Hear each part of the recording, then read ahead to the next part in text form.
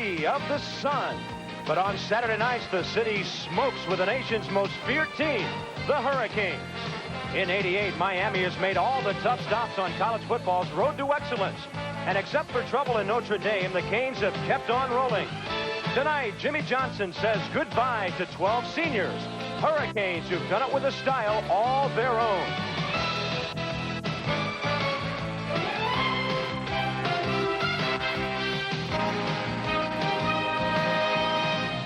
In the '80s, no one has thrown the ball farther or better than the BYU Cougars and the Miami Hurricanes. Brigham Young has become known as Quarterback U, claiming 4 All-Americans and 3 NFL top picks. Miami has also made its mark at quarterback. All 3 in this decade became first-round NFL selections. The 4th, Steve Walsh, is closing in on every Hurricane passing record.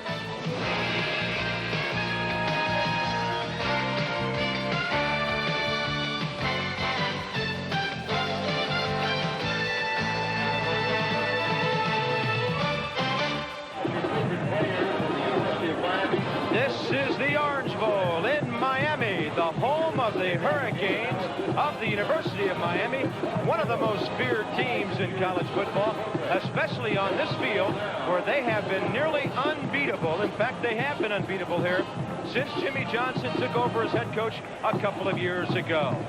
Good evening, I'm Bob Carpenter, and welcome to Miami. And tonight, another one of those stops along the way to a possible national championship.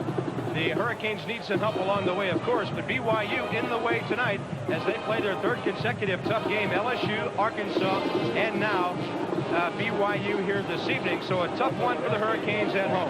And Kevin Kiley, the Cougars of BYU, a bit erratic the last couple of weeks, losing 2 of their last 3, but they were good enough earlier to put together a 7-game winning streak. Well, that was before they had some injuries, Bobby. They lost to Utah 2 weeks ago.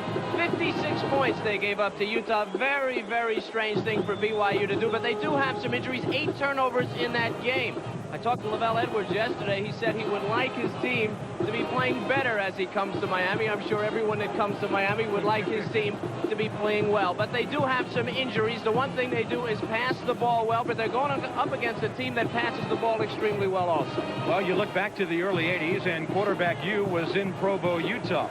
If the Cougars rode the passing game to a national championship in 1984, it is the Hurricane program that has taken that concept and basically perfected it. Well, when you think about it, we're only a couple of miles from Miami International Airport. It's Air Lavelle and Air Jimmy, meaning Jimmy Johnson. Steve Walsh is in the cockpit for Miami these days. 28 touchdowns so far this year. He's a tremendous competitor, and they can put the ball up, but they also have great speed, and they'll beat you sideline to sideline, and that could be a problem for BYU because they're big and they're strong, but the Cougars are not quick, and quickness will be the difference in this game. Miami's going to put a lot of pressure on the corners, look for a lot of sweeps. BYU's got to do something defensively to stop them. All right, and they're expecting about 60,000 here at the Orange Bowl tonight, and they are ready to welcome their Hurricanes of Miami.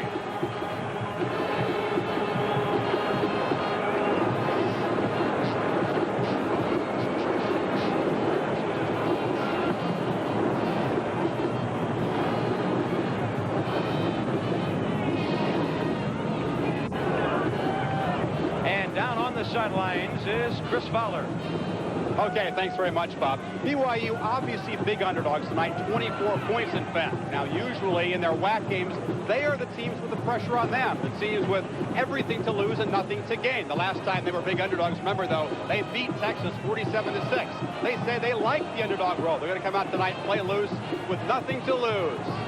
We wouldn't be here if we didn't think we could beat them. We came down here to win the football game. Not too many people, or if not any people in America, are giving us a prayer, but you know, we're not playing with everybody in America. We're just playing for BYU, and we came down here to win the game, and we're coming out here with the right kind of attitude, and we're going to get after it. It is certainly a tough task. Miami has never lost to an unranked team since Jimmy Johnson took over as coach. BYU trying to become the first, Bob. Right, and that big roar behind Chris was Miami taking the field, and here come the Cougars of BYU. Tonight's game from Miami is brought to you by Michelob. One taste will tell you why the night belongs to Michelob. By Atra Plus, Gillette made it smoother. And by Epic's VCR Football, the football game that lets you coach the pros. Jimmy Johnson is also a pretty good politician. Now, he has spent the last couple of weeks telling anyone who'll listen that if Notre Dame loses to West Virginia at the Fiesta Bowl, the Hurricanes should be #1, even though they have that one loss. We asked him about that campaign. I really don't feel like I am politicking for #1. And, in fact, I'm not even saying vote us for #1. I'm just saying, vote for the best football team in the country, for #1. In our situation, I do want to bring to light the difficulty of our schedule, because I think that we've had the most difficult schedule in the country. There's what Jimmy Johnson is talking about. Look at the comparison of the opponent's strength, Miami versus West Virginia. Of course, Don Nealon says, hey, what about the one team Miami lost to, Notre Dame? If we beat them, he says West Virginia should be #1. Back up to Bob and Kevin. All right, Chris, and there are some folks, Kevin Kiley, who think that if West Virginia does beat Notre Dame, that takes the Notre Dame schedule and basically transfers it over to the Mountaineers. I'm one of those people. Yes, you are. The bowl opponent that was missing on the West Virginia graphic, of course, is Notre Dame. And I believe that West Virginia, Miami had a chance at Notre Dame and lost that game by a point. Based on the formula that Jimmy uses, and I have great respect for him and for that schedule that they played, but based on that formula, if West Virginia was to beat Notre Dame by just 1 point, then Notre Dame would fall into the same category as Miami, and they should still be eligible for the national title. I think West Virginia's got a shot at it. If they win it, they ought to get it. Miami won the toss. LaVelle Edwards' team to kick it off. And at the 10-yard line is Randall Hill, angling his way over the 30 and the 35 to the 37-yard line. Here's the Hurricanes offensively. Steve Walsh, 1 touchdown pass away from Vinny Testaverde's all-time record. The fullback, senior All-American Cleveland Gary. Sophomore Leonard Conley is the halfback. Sophomore Randall Hill has great speed at split end. Senior Andre Brown has caught 8 for touchdowns. The tight end, sophomore Rob Chudzinski. At center, junior Bobby Garcia. The guards are sophomores Mike Sullivan and Darren Handy. And at tackle, seniors Darren Bruce and John O'Neill. To the air on first down, across midfield. BYU says incomplete, but no, sir. It is complete to Andre Brown. Steve Walsh completing 60% of his passes. With that throw, he's up around 2,900 now on the year. There are the touchdown passes, a new Miami record for a season. Testaverde had 26 in 86.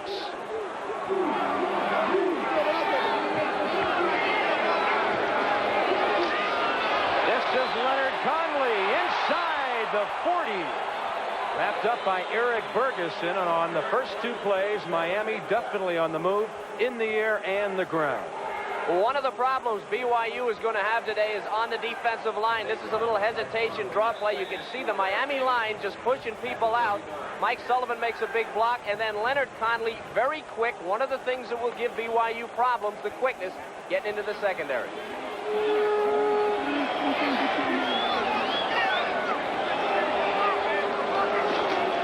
On second and short, it's Conley turning it into a first down. He's inside the 35, and here's the Cougars defensively. With Tim Wright injured, Mark Smith gets the start at nose guard. Pete Harston starts at left tackle. Bud Orr for the injured Tim Clark at right tackle. The inside linebackers are senior Reagan Hansen and junior Bob Davis. At outside backer, juniors Dwayne Johnson and Chad Robinson. The cornerbacks are senior interceptor Rodney Rice and junior Eric Bergeson. Seniors Troy Long and Scott Peterson are the safeties. Here's Cleveland Gary. Cleveland Gary, the leading receiver on the Miami team. He's also, from a yardage standpoint, the leading ball carrier. Leonard Conley has more carries, but Gary has more yards. They're very close in both situations.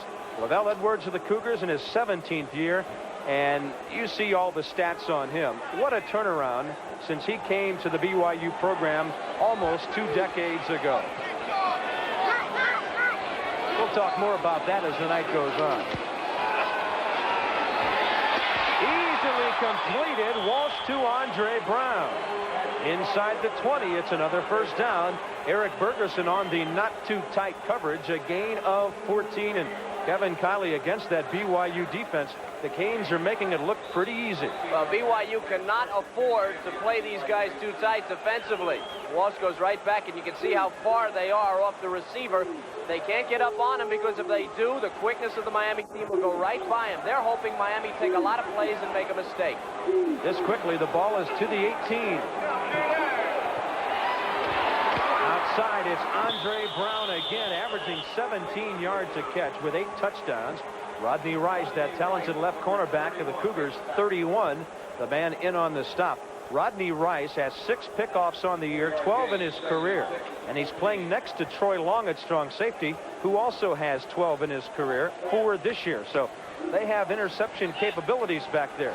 Rice is the guy with closing speed in the secondary. He is the man most likely to intercept.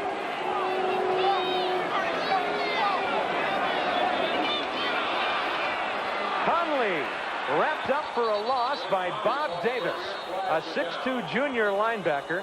There is a flag on the play as Davis got great penetration.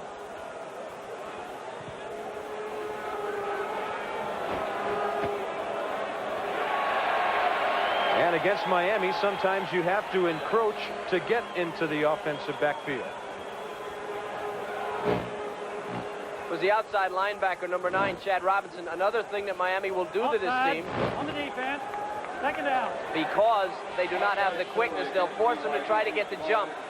Top of your screen, you saw number 9. He met the block. He gave Davis a chance to come in, but he had to jump the count. BYU will attempt to do that, but they have got to stay on their side of the line. And one of the worst situations for a defense to be, any defense in the nation, is facing second and short yardage against Miami.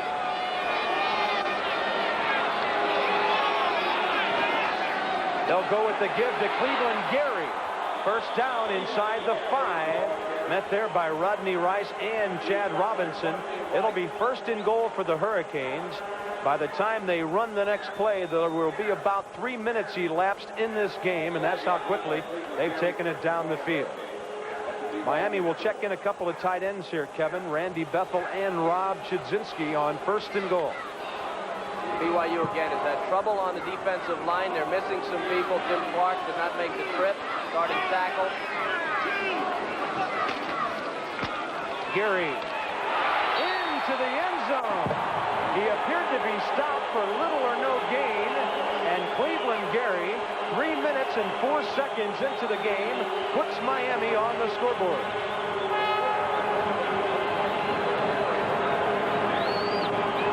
Offensive line quick, and Gary with the hesitation, just enough to create a hole for himself. Bobby Garcia, the center, big block. Cleveland Gary showed you he can run the ball as well as catch it. Carlos Huerta is 39 for 39 in points after. That's a famous end of the stadium where some big field goals in Super Bowls and other games have been kicked over the years. So a little more than 3 minutes in, the home team is already on top. PFA action from Miami being brought to you by Mazda and the exciting new Mazda cars and trucks for 1989. And by Visa, your pass to the Super Bowl. It's everywhere you want to be. And a hearty congratulations to the best football player in the country. Barry Sanders winning the Heisman today. The voting margin rather wide, Kevin Kiley, but certainly very well deserved. He won the Heisman. He took the Heisman. You got it. Incredible season out of Oklahoma State. And all the hype early in the year really didn't include Barry Sanders, and hats off to him. Maybe Steve Walsh said it best before the game. He said, hey, the guy did it every week, week in, week out. Yep. Edgar Bennis will kick off for Miami.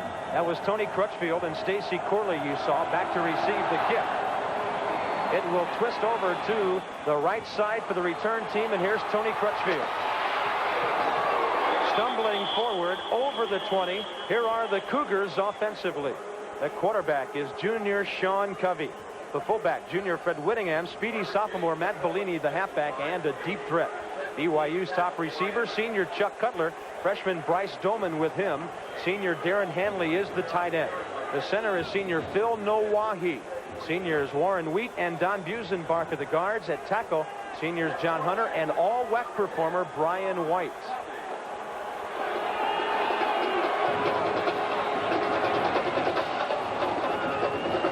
A fake to the only back, Bellini, and then looping it to him and incomplete up the right sideline at the 45-yard line. There is pressure on the pass from Bill Hawkins, the All-American and right defensive end. Well, anytime you have one back in the backfield, you better get rid of it quick, or your line better do some blocking. Here's Bill Hawkins, the All-American candidate. Quickness again around the outside. And now Covey is fair game. This ball was almost complete, though. He got it off, and there was a receiver up the sideline. Had the ball been a little shorter. That was Darren Hanley, the tight end, facing Hawkins. Now, backside pressure. Football is on the ground. Picked up by Hanley. Now spotted back where he picked it up, and Greg Mark came in from left end to make a big hit, number 94. All right, here's more of the same from the other side. Now, Greg Mark used to be a linebacker, number 94. He runs around the block, hog ties Covey, and the ball is loose, and Hanley picks it up, gets it back to the line of scrimmage. But that's really what the problem is for BYU. They're big and strong on the offensive line, but not real quick feet. That was defensive line coach Butch Davis with Jimmy Johnson. They have to be pleased with their first two efforts. Shotgun on 3rd and 10. Covey hit as he releases, and it's caught by Matt Odell, but he's out of bounds.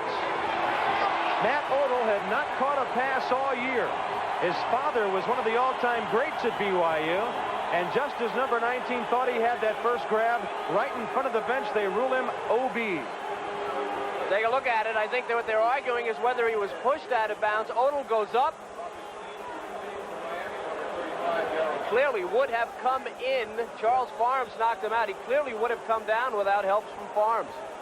All WAC punter Pat Thompson. This guy can hit it and hit it high.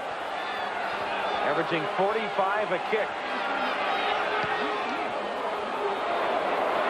This one doesn't turn over for him properly. And a fair catch at the 42 by Darrell Spencer. So Miami will have good field position. 4:17 into the game. Miami on top, 7-0. Early 7-0. And be sure to join ESPN tomorrow, 12:30 Eastern, for the semifinals of the Nabisco Masters. Number 1 match will put Stefan Edberg and Boris Becker on the court together. Then it's Yvonne Lendl and Jakob Lasik in semifinal 2. And one of the few times all year you'll see Steve Walsh sacked. Chad Robinson from right outside linebacker. Miami had only been sacked, Walsh and Craig Erickson, 4 times all year. And that's only the 4th time Walsh has been put down behind the lines. Oh, that's a big, big play for BYU. As big as any offensive play. Proving they can get to Walsh. That means Miami will have to alter their blocking schemes a little bit, pick those people up. It'll cut down on their versatility offensively. It was a loss of 8. We'll call it a long 8. Walsh out to the left flat, and a good hit there on Leonard Conley by Bob Davis. Davis at 6'2", 230, a junior. He's an all-WAC performer at linebacker. Had his knee scoped after the Utah game, and now is okay. Luckily for BYU, they had a week off after that wild one in Salt Lake City, and able to get Davis back, and he looks okay tonight, Kev, with that knee injury. Looks real good. They wanted to go to Cleveland Gary on that play, but he was covered by the outside backer.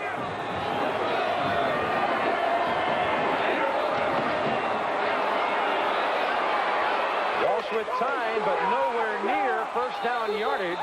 Complete ahead to Leonard Conley. Decent pressure by the Cougars, and good coverage underneath by Tony Crutchfield. Remember that the BYU team is a team that plays against one of the best passing attacks in the nation every day in practice. They're very familiar with passing schemes, and they know how to rush the passer.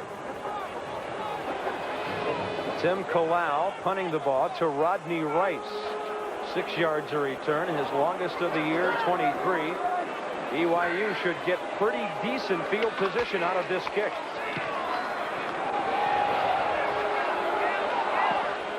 It'll squirt out of bounds right near the 30 at about the 27.5. Let's meet the Hurricanes defensively with 9 sacks between them. Russell Maryland and Jimmy Jones are the defensive tackles. Junior Greg Mark and All-American senior Bill Hawkins at the ends. The middle linebacker is senior Rod Carter, a big hitter. Senior Randy Shannon and big play sophomore Maurice Crum, the outside backers. At cornerback, experienced seniors Donald Ellis and Bubba McDowell. The safeties, junior Bobby Harden, and freshman, a true freshman, Charles Farms.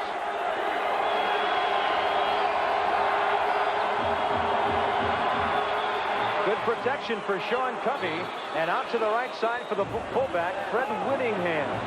Whittingham catches his 20th of the year. Versatile performer who's averaging 6 per carry, 9 for each catch. And Randy Shannon from strong side linebacker on it. Sean Covey at 55% on the year, approaching 2,600 yards with 13 scores and 8 picked off. You add 11 touchdowns by Ty Detmer, his backup, and they've got a good total of touchdown passes.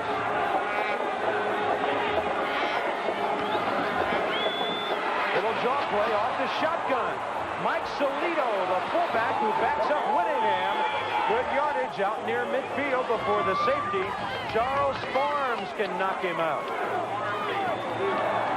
Defensive ends for Miami taking the outside rush. Watch Hawkins on the right side of your screen. He goes outside and they seal it inside.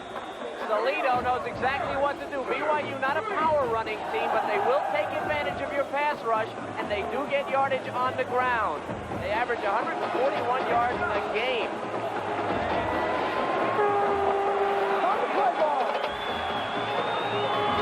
Chuck Cutler motioning near side. A quick across to Bellini as he just did a quick little look in from his slot position, and Sean Covey put it right there for a 19-yard gain.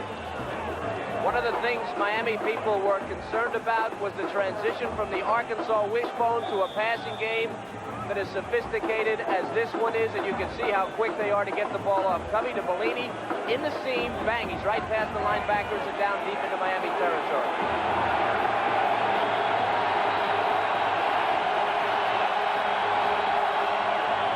Ball play to Mike Solito, nothing there. 94, Greg Mark snuffed it out. Of course, at left end, they graduated, Miami did. All-American and team career sack leader Dan Stubb. So Mark out of his shadow this year. He had 6 sacks and 6 tackles for losses coming in.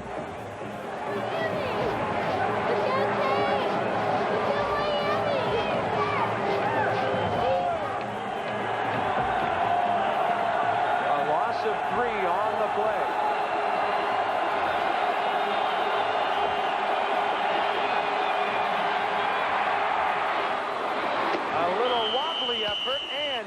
You can count the first catch of the year for Matt Odell, whose father, Phil, holds the BYU career receiving record for a single season. And this is numero uno for Mr. Odell. And don't think the Miami coaches didn't scout this team and decide that maybe Odell isn't a threat. He's a threat on that play. There's no one within 10 yards of him. Even the BYU coaches say he doesn't have his dad. He has his mama's hands, not his dad's hands. He's caught 2 tonight. Well, Matt Odell from Lavelle Edwards' hometown of Orem, Utah. A first down and the ball down to the 21.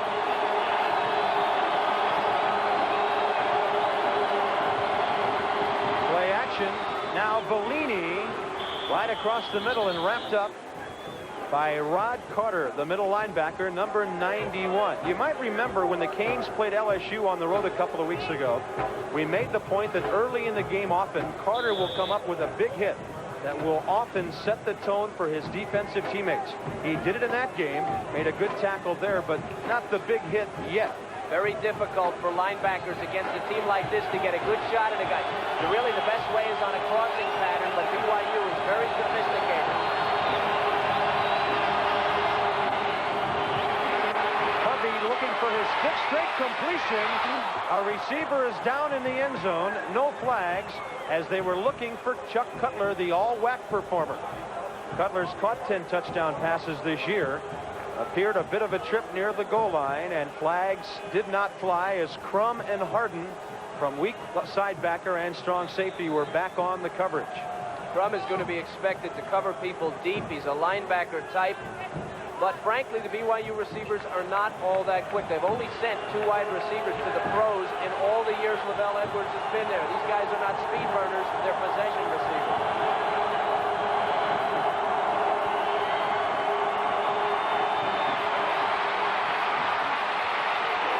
Ooh, Covey hit hard. Met head-on by Maurice Crum. It was the 8th play of the drive. They had 3rd and 7. Covey nowhere near the yardage he needed, and he took a vicious hit. Watch the wide receivers and the time it's taken them. There you get a bump to get into the route. Look at Cutler. Now Cutler's made 3 cuts already before he even turns around, and Covey by this time is saying, I got to get out of here. And Maurice Crum got Rod Carter's hit right there. Jason Chaffetz with a 35-yard attempt, hash mark left. And the BYU kicking game, which has been rather erratic this year, pays off in 3 points there. Chaffetz now 6 for 10 as he continues to kick the ball through the uprights. 7-3 Miami. It's still early.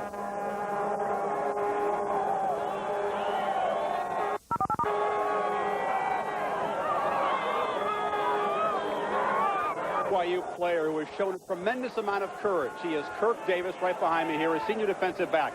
Now, last year, he was diagnosed as having Hodgkin's disease, a form of cancer, and the game after that diagnosis went out against New Mexico and returned an interception for a touchdown. Then he postponed his surgery with doctors okay for 3 weeks so he could help his team finish out the season. He's made a comeback this year after all kinds of therapy and radiation therapy. Coaches call him an inspiration. Look for him on the special teams tonight, guys. All right, Chris, thank you. And a story like that can inspire all of us on a college football Saturday night. You're looking at Earl Kaufman, a freshman out of Texas, who will handle the place kicking chores. Back to receive it, Randall Hill and Darrell Spencer. It'll be Hill at the 6. He squirts through a host of tacklers and piggybacks 3 or 4 more all the way out to the 38, maybe the 39. A late flag flies. Great effort on special teams by Randall Hill, a sophomore wide receiver. On the kicking team. And that will hurt BYU. Good yardage for Miami on the return. 15 more will be added on, and the Canes will be way out around midfield. Watch for Scott Peterson, number 5, on the replay.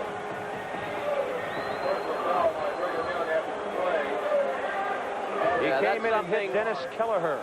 That's something that should not happen to BYU. They need to play a perfect game in order to stay close, much less win. So Miami at the Cougar 46 on this starting drive. Leonard Conley got the deep pitch, not much there. Bud Orr, a former junior college All-American who normally backs up Pete Harston on the left side, in there because Tim Clark had knee surgery today, re-injuring a knee that he had hurt earlier. Clark, a guy they miss, who's an academic all-WAC performer at right tackle. So, Kevin, they're very short-handed in that department, and they're going to have to use a lot of linebackers over the 60 minutes tonight.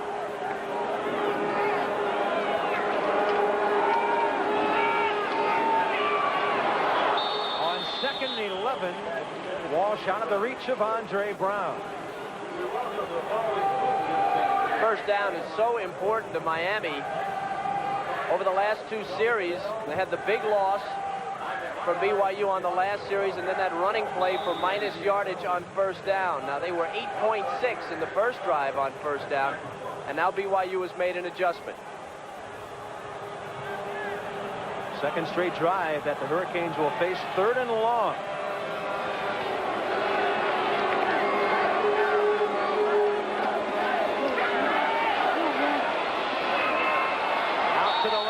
For Cleveland, Gary, too tall, 36, Bob Davis on the coverage, and BYU has held again. You saw from the top of your screen, Chad Robinson, number 9, pressuring Steve Walsh, the Miami quarterback. That was pretty good coverage by Davis. That was the coverage Miami wanted, but Davis got between Walsh and Gary, and he had to throw it over his head. Tim Colau, 38 yards a kick.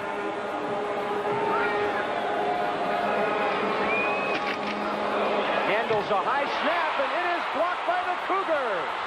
With it is number 41. That is Mark Neal inside the 10.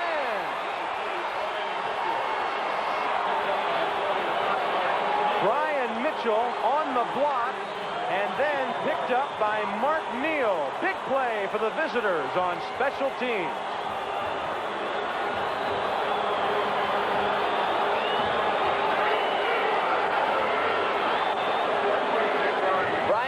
Number 30 from the outside, never blocks, never leaves his feet. Yes, he does, but he's able to stay on his feet. Never picked up, and now BYU headed the other way. Big play now for the Cougars. Remember the underdog. You don't want to give them a foothold. That comes on the heels of two good series by the BYU defense.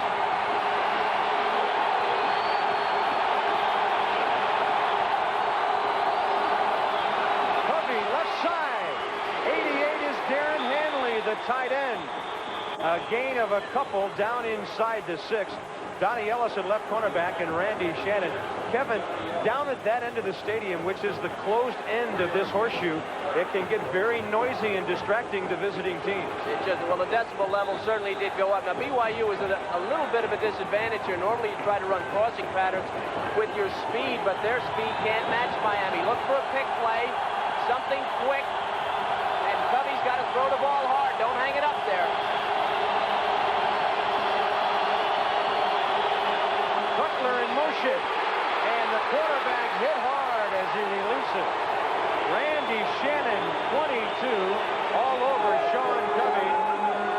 And now the Miami defense becomes a factor. It'll be 3rd and goal. Randy Shannon, number 22.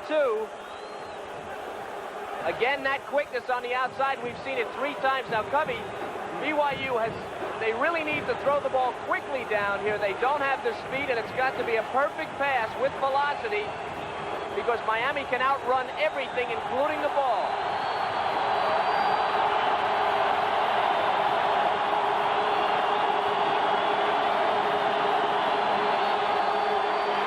It's a sack by Bobby Harden. Way back at the 18-yard line.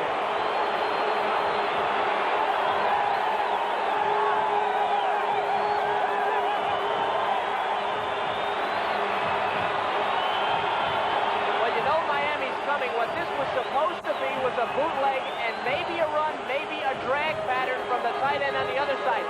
But by formation with the 2 tight ends, BYU didn't give themselves a chance. Another chance for Jason Chaffetz, who hit from 35 a little earlier. Almost the same exact position.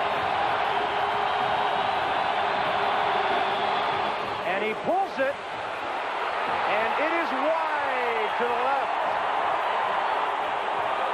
So the big play on special teams gives BYU a big 0. And Kevin, we talked a few moments ago about their kicking game. It's been a disappointment for Lavelle Edwards this year. Well, the tackle on the block punt attempt was the biggest play for Miami. BYU had a chance to run that in, and the tackle on the player who picked up the block punt really made it for Miami. So with 3 minutes and 51 seconds to play in the first quarter, home team still on top. Walsh gives it to Fred Highsmith. Freddie, in the NFL you can do that, but not in college football. Let's go back to the block punt.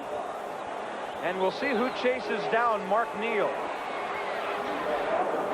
So here's the block. Now it's the punter.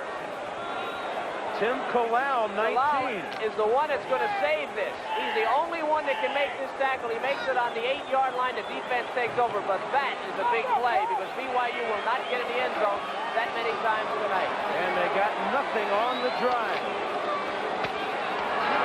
Highsmith again. Fred running very low to the ground as he stooped down and squirted his way through there. It'll be 3rd down as Chad Robinson made the play. Tim Kalau, a very versatile performer for Miami. He punts. He's the holder on placement and a would-be tackler on special teams when something goes wrong. He can see where the marker is. They have to get the football to the 20-yard line, or 30 rather, as they started on first down at the 20. Dangerous down for BYU. They must respect the run, and yet Miami is very dangerous in the pass. A little quickie across the middle. Randy Bethel, the tight end, covered very well by Troy Long. Tight end and the strong safety battling. We talked about Long with his good coverage earlier. He has 4 interceptions on the year, and Randy Bethel denied. It'll be time for Tim Kalau to punt once more. So that's 3 drives in a row. Steve Walsh in Miami cannot move the football. Miami feels that they need to run the ball against that weakened front of BYU, and it's thrown them off their game. Aside from the first drive, they've looked very hesitant, not sure of what they're doing.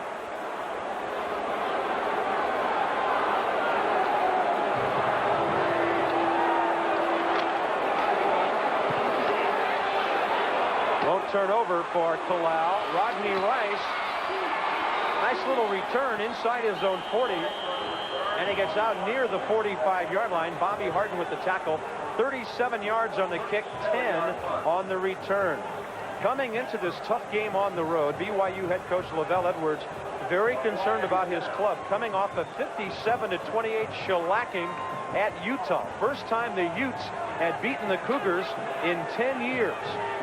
Kevin, it looks like they're ready tonight. I don't think people realize, you don't see BYU that much, but they invented the college passing game. That man right there, Lavelle Edwards, he put it in, and it's worked out pretty well for the Cougars, and they play pretty good defense when they're healthy. Personal foul on the kicking team. First down.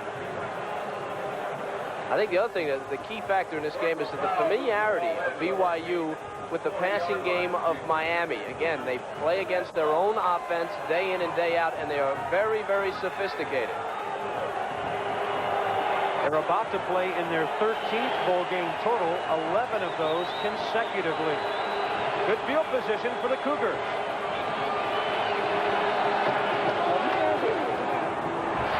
Covey dumps it in the middle, and catching it is Fred Whittingham, the fullback. Bobby Harden from safety to make the tackle. Very quick penetration on the defensive line by Greg Mark, who appeared to almost be offsides on the play. All-American Bill Hawkins, good job in the middle. They're doing their blocking. Now Hawkins can smell it. He just doesn't. He gets lost in the pile. Tremendous concentration by Whittingham. Hawkins trying to get his hands on him, but Whittingham catching the ball and getting it upfield.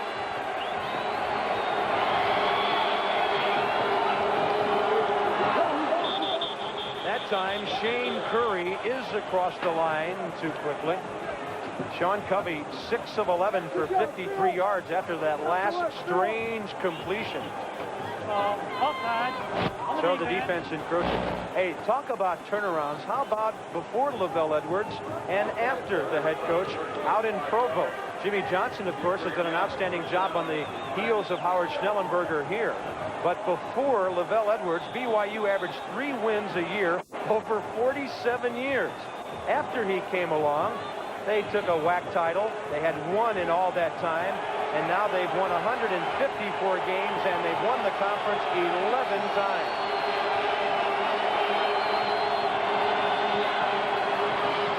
Covey out right side for Whittingham. Kevin, we got a couple of very versatile fullbacks in this game tonight, Cleveland Gary, and now we're seeing the repertoire of Fred Whittingham. Well, what they're doing is they're running trips to the wide side of the field. They're getting isolated coverage. Shannon, a linebacker on that backside, so they're getting a back on a linebacker, and that's what the offense wants to go. Again, back to the sophistication of BYU. They'll use different snap counts. They'll get you to jump off sides. They'll use every advantage. They don't have the athletes that some other programs do, but they know what they're doing when they're on their game.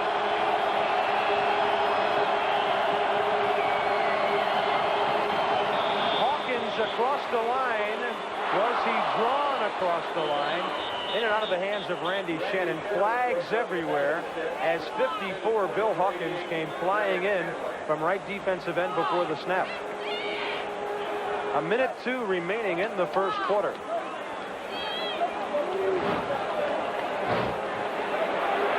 And he was drawn. John Hunter, left tackle, 68. Evidently the Cougar who drew Hawkins offside. Tough to miss Hunter, 6'8", 300 pounds. Hey, are they big? They average 280. They're big, but not very quick, and that was a concern of their offensive line coach and offensive coordinator, Roger French, coming in.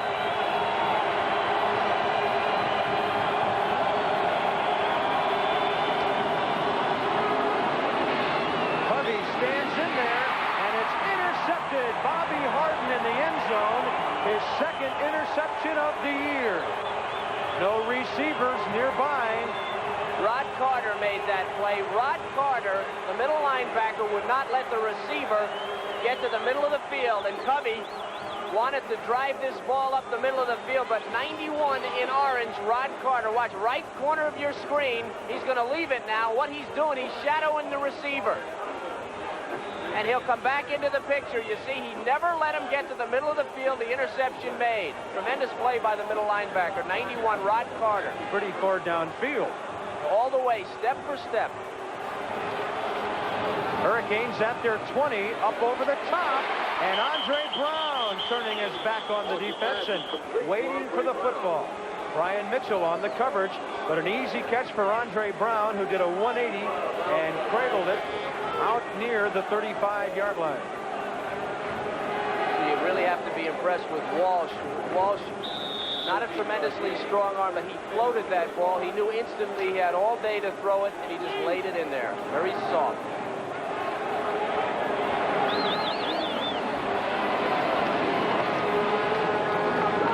That's Fred Highsmith on the deep pitch.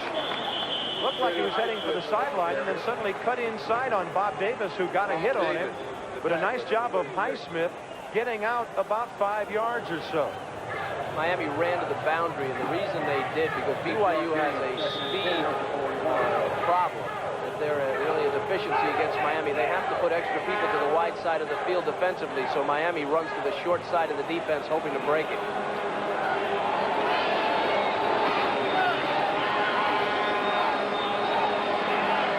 Guys up front for BYU, and there's one of them with a hit. Fred Highsmith did well to fight off that initial hit and then get some yardage as the first quarter comes to a close.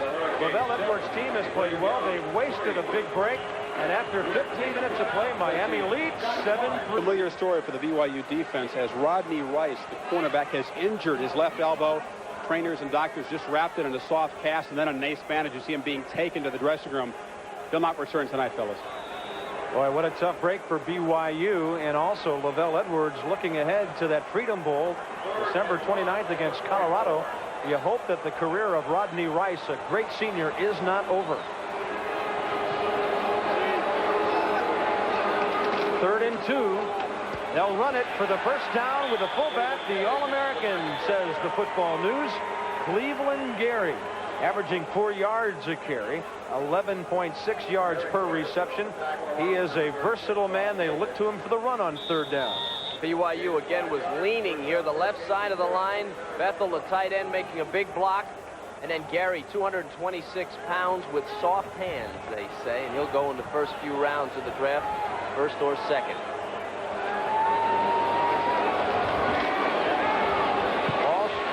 To the left side, that's Dale Dawkins, a junior from Dodgertown up the coast, Vero Beach. He catches his 26th pass of the year. He's averaging more per catch than any other Hurricane player. 17 yards.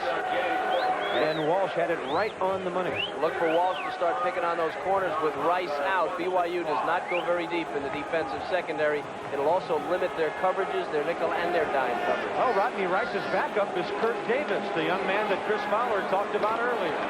Here's Cleveland Gary off the left side. Bob Davis, 36, and others will unpile.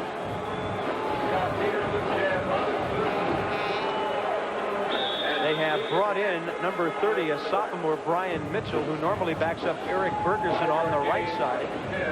Mitchell doesn't start, but he does have good interception capability. He's picked off 4 this year. Well, he has all the tools, but they say he's inconsistent. You don't want to be inconsistent against Miami. On first down. Walsh to the right sideline. Andre Brown, defended by Brian Mitchell. And Kevin, pro scouts look for the quarterback who can make this long throw and get it there in a hurry. And here's Brian Mitchell, number 30, playing soft. BYU must do that. Walsh gets the ball right there to Brown. BYU cannot afford to play these fellas too tight. Sideline pattern accuracy, of course, is one of Walsh's strong points. 5 catches, 58 yards for Brown so far. 9-yard gain on first down. Cleveland Gary with the wide pitch. He's got the first down and gets inside the 25. Scott Peterson from free safety, number 5, getting up on the tackle. So let's check our storyline Miami. BYU has failed to capitalize on good field position. Andre Brown has caught passes from Steve Walsh in fine fashion. Miami piling up the yards. BYU not too bad there so far. And Cleveland Gary with a 4-yard touchdown run. The only touchdown of the game so far. We're 1 minute and 20 seconds into the second quarter of play. 7-3 Miami. Walsh beautifully to Andre Brown. Again working on Brian Mitchell. Well, we'll find out in a couple weeks whether that banner is true or not, but Steve Walsh certainly will be the #1 man if he plays for Jimmy Johnson next year when folks talk about the '89 Heisman. Seems unfair. Walsh Brown against Brian Mitchell. Brian's the one that blocked the punt, you may remember. Again, accuracy. No great gun here, but the ball will be accurate. Mitchell trying to close, not quick enough. Walsh now 8 out of 12, 96 yards. On first and goal, Gary is undercut by Troy Long, number 21, who made a fine play penetrating from safety. Need to repeat here, Tim Clark did not make the trip. 6'5", 255-pound senior tackle. Pete Hairston's been hurt. Right there, number 55, he's in the game. Bud Orr is playing, and they will go with Rick Wilson on the goal line if need be, but they're very short on the defensive line, are the Cougars of BYU. A 2nd-and-1 pass and a little bit too short for Fred Highsmith.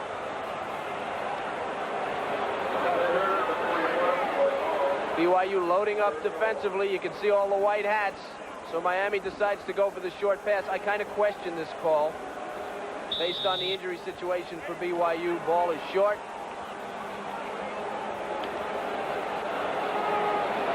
It'll be 3rd and goal after 1. Cleveland Gary up over the top. And on the 12th play of the drive, Jimmy Johnson's Hurricanes call on number 43 again. His 2nd touchdown of the night. It's 13-3.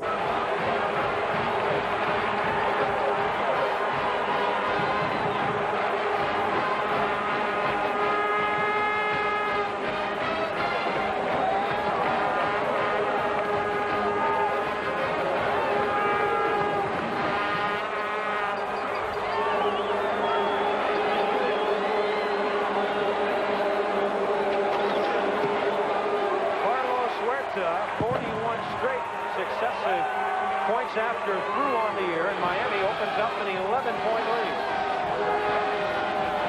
Left side of that line.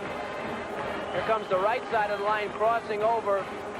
Left side clears it out. Darren Bruce, Sullivan, Garcia, and Gary. Not only can he catch, but he can jump too. Way over the line for a touchdown. You also saw 34 Tracy Waiters on a kamikaze mission ahead of the ball carrier himself. 12:43 second quarter, Miami 14-3.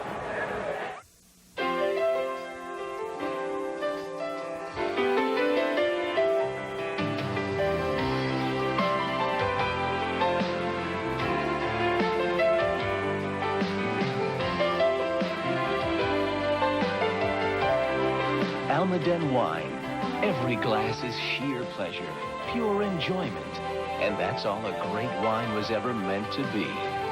Almaden, for the sheer pleasure of it.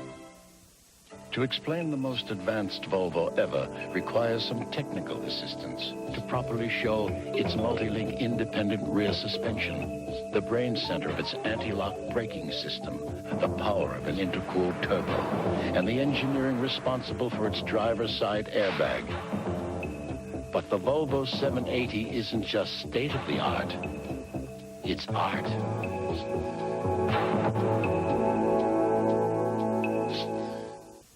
American ingenuity is finding a simple way to do a job well. At Tempstar, we applied our ingenuity to home heating. We invented a furnace that's 95.8% efficient. The ingenious part is that the technology is simple, proven reliable. 2 heat exchangers instead of 1, backed by a limited lifetime warranty. The Tempstar gas furnace, brought to you by your Tempstar dealer.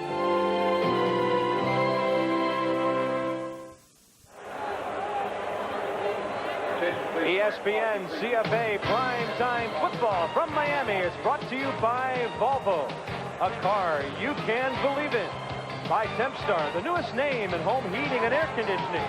You can rely on the star. And by the U.S. Army. Learn how to get an edge on life. Be all you can be. So we're 2 minutes and 17 seconds into the second quarter. Miami on top 14-3. And if the Hurricanes take control of this football game at this juncture, Lavelle Edwards would look back on that first quarter and think about what might have been. Edgar Venice on the kick. Tony Crutchfield and Stacy Corley back. This is Crutchfield at his 5. A flag flies late as Crutchfield gets up to the 28-yard line. Charles Farms in on the stop after the 24-yard kickoff return. Well, we've seen a few personal fouls on special teams tonight. Now we get a clip on the return team. I think that was on Olima Harrington, number 15 for BYU. So Lavelle Edwards will watch his team start way back. Very interesting scoring drive by Miami. See the number of plays that matches their longest scoring drive of the year in numbers of plays. They went 80% of the field in just over 3 minutes, and Cleveland Gary got his second touchdown run of the night. This one was a plunge through the air. Well, Brigham Young can't complain. They've had the big plays. They've moved the ball offensively. The one thing they don't have is points. They have as much as they could hope for, except for the finishing touches here so far tonight. Now, closed end of the stadium with that big crowd roaring. Draw play to Fred Whittingham, and he is stuffed. Greg March, Shane Curry, Cortez Kennedy, and others. Well, the problem with the draw play on first down backed up to your own goal line is that the last thing you say when you leave the huddle is look out for the draw play. BYU is also very big on screen plays back here because they are not a power running team, so you can expect that type of play, and Miami did. Jimmy Johnson's Miami Hurricanes, 3 minutes into the second quarter, trying to win that 10th game of the year on top 14-3 here at the Orange Bowl.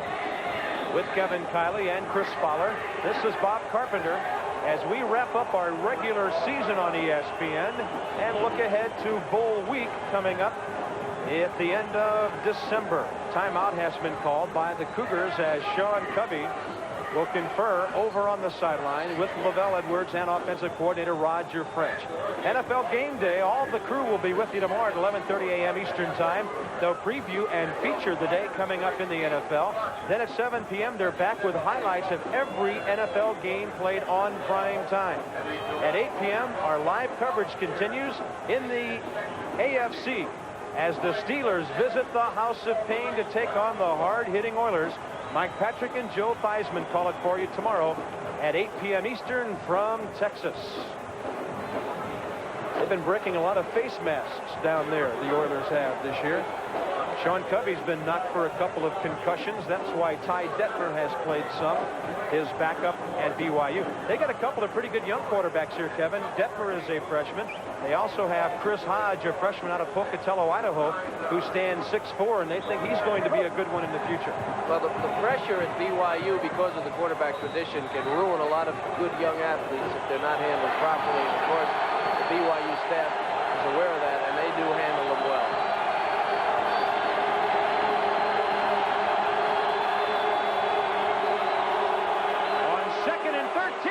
This is Mike Solito. First down out over the 25. Charles Farnes from free safety had to make the tackle after a 20-yard pickup by Solito, a junior. One single back left a trap, and actually what it was a misdirection. Busenbark went and just vacated the hole. The defense followed him, and Solito was able to get through that hole. And credit 63, right tackle Brian White, the all-wet performer with a big block on that first down.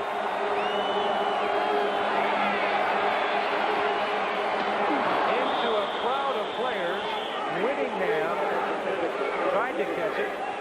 Russell Maryland and Greg Mark in on the pressure.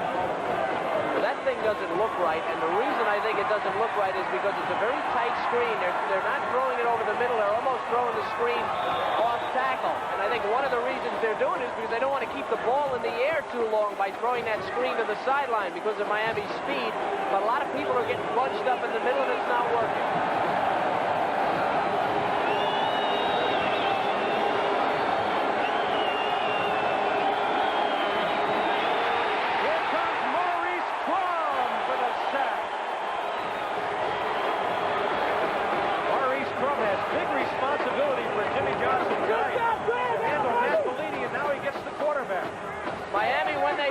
Everybody comes. Maurice Crum is the one that breaks free, and Covey doesn't have a chance. When they blitz, they come. Everybody. Watch how many people are coming.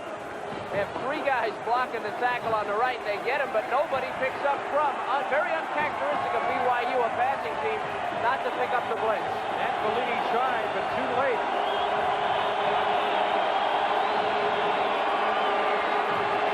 On 3rd and 22, a great catch momentarily by Bryce Doman. But as he hit the ground, it knocked it out of his hands. Doman, a freshman out of Salt Lake City, and he had enough yardage for the first down. Nice job by Covey. A little bit nervous feet. This is as close as BYU's going to get. Right between the two coverage guys. Doman hits the ground and can't cover it, but a nice throw by Covey. Boy, this will be a big kick for Pat Thompson, the All-American, because Miami will have good field position right here.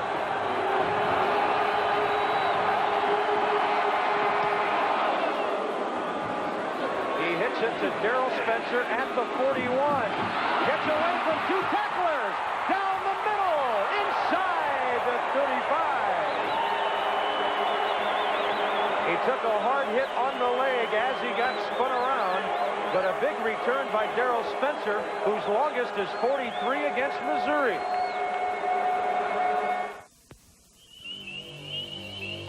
According to the book, we got 3 minutes. Tonight, we're going to beat the book. Let's move out.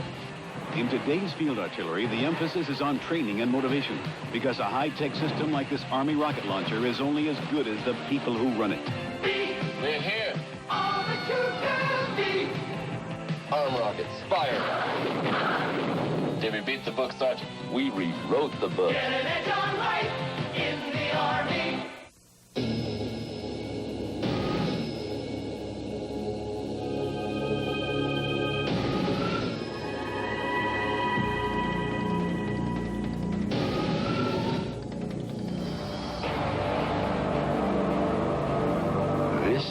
The basic idea behind the Volvo 740 Turbo Wagon.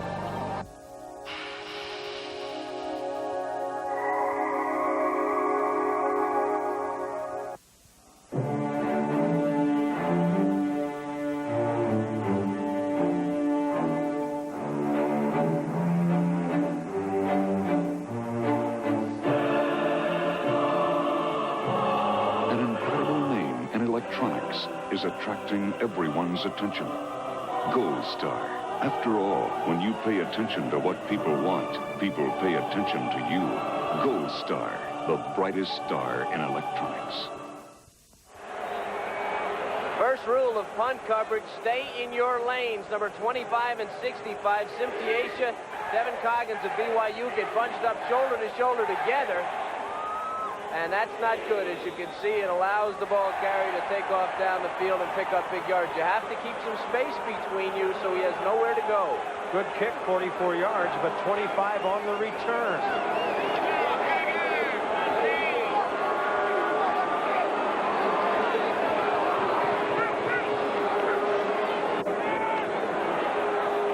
Ball's right flat. That's Randall Hill. Inside the 10, he's going to score!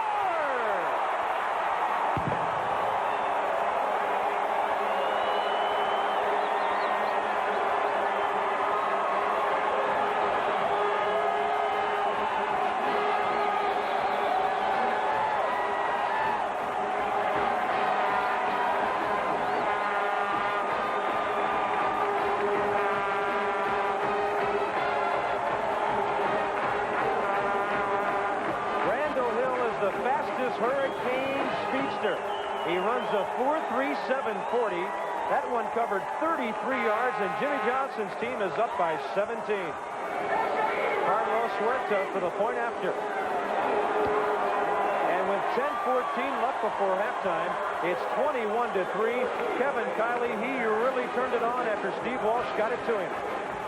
He did. They call him Thrill Hill, and this was thrilling. Leonard Conley right there, 28. They should have called a penalty on him. He's blocking right there on Mitchell. Earlier, he screened the defender, kept him from getting to the zone. Should have been offensive interference. Hill gave us a thrill. So Miami has now taken control of this game.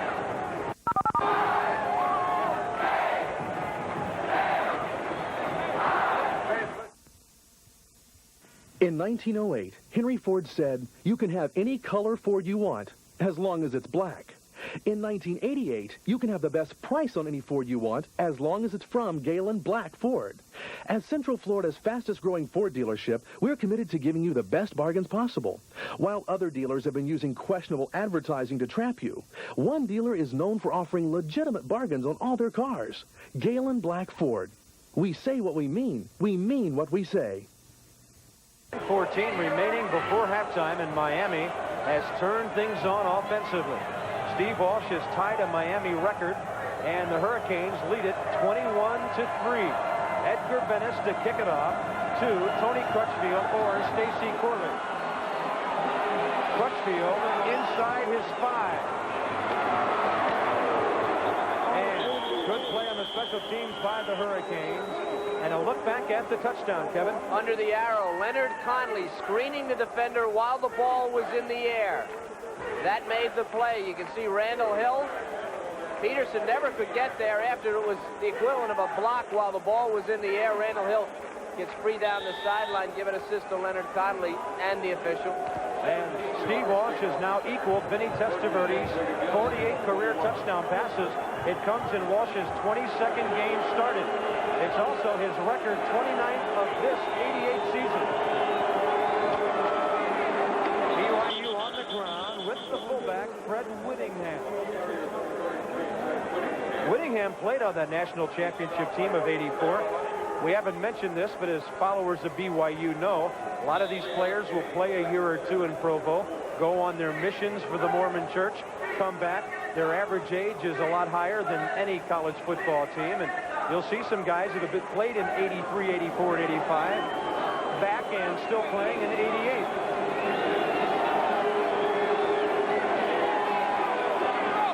On 2nd and 7, it's off the hands of Mike Salido. Kevin, I think we're seeing the Miami cornerbacks do exactly what they wanted to do when we talked to their defensive coaches yesterday. Dave Wanstedt, the coordinator, told us that his cornerbacks will be pressuring and hitting BYU wide receivers at the line of scrimmage all night long. Well, they wanted to take the wide receivers out of the game. Early on, they were doing it, but BYU was still moving the ball. But when Miami scores so quickly, they put tremendous psychological pressure on your offense. You need to make good plays. You can't miss catches and drop balls That's what's going on here.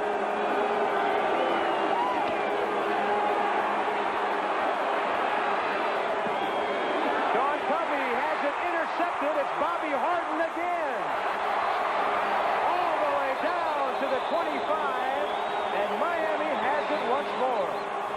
Sean Covey, in his last 5 passes, has thrown 3 incompletions and 2 interceptions.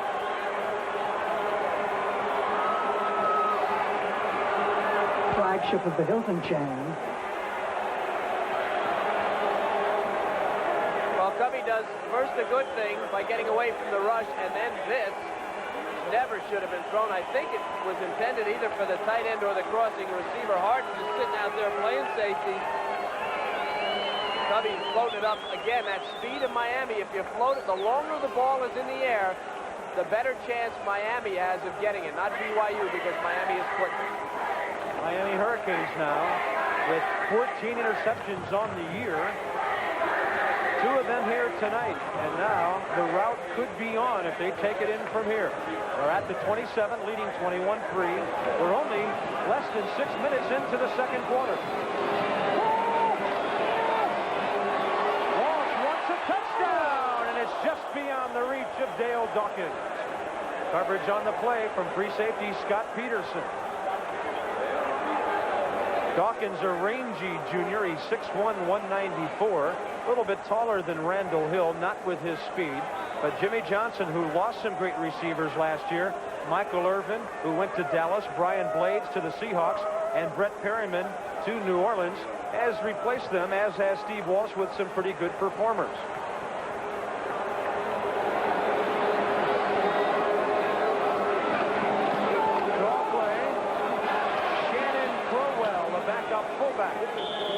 Down near the 20-yard line. It'll be 3rd and about 3 as Crowell, a 5'11" sophomore out of Atlanta, carries the football. Well, the rest of college football will be glad to hear that Jimmy says he'll probably have his best team ever next year. Yeah, right. Fighting for the national title this year. You can tell LaVelle's glad to hear. He looks like he heard me, the look on his face. And also, LaVelle will have a fine team. He says BYU is on their way back up. They have good young talent. These 2 teams meet again in '90 in Provo. Season opener that year. 3rd and 3. Walsh down the middle, post pattern, and no. Looking right up over the top was Andre Brown, right by the goal post. And Brian Mitchell on the defense. A flag back at the 30-yard line, but it's against Miami anyway. You want penalties? We have penalties. Chad Robinson didn't get called. He was holding with both hands on a receiver. And then you have this call, which is going to go against Miami. That was the first flag, and they never threw the one on Robinson.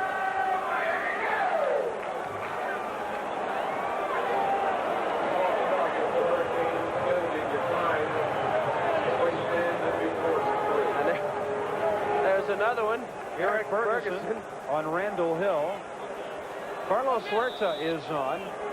The freshman who was the walk-on, cut a year ago, walked back on this year and made the team. He is 19 of 24. This will be a 37-yard attempt.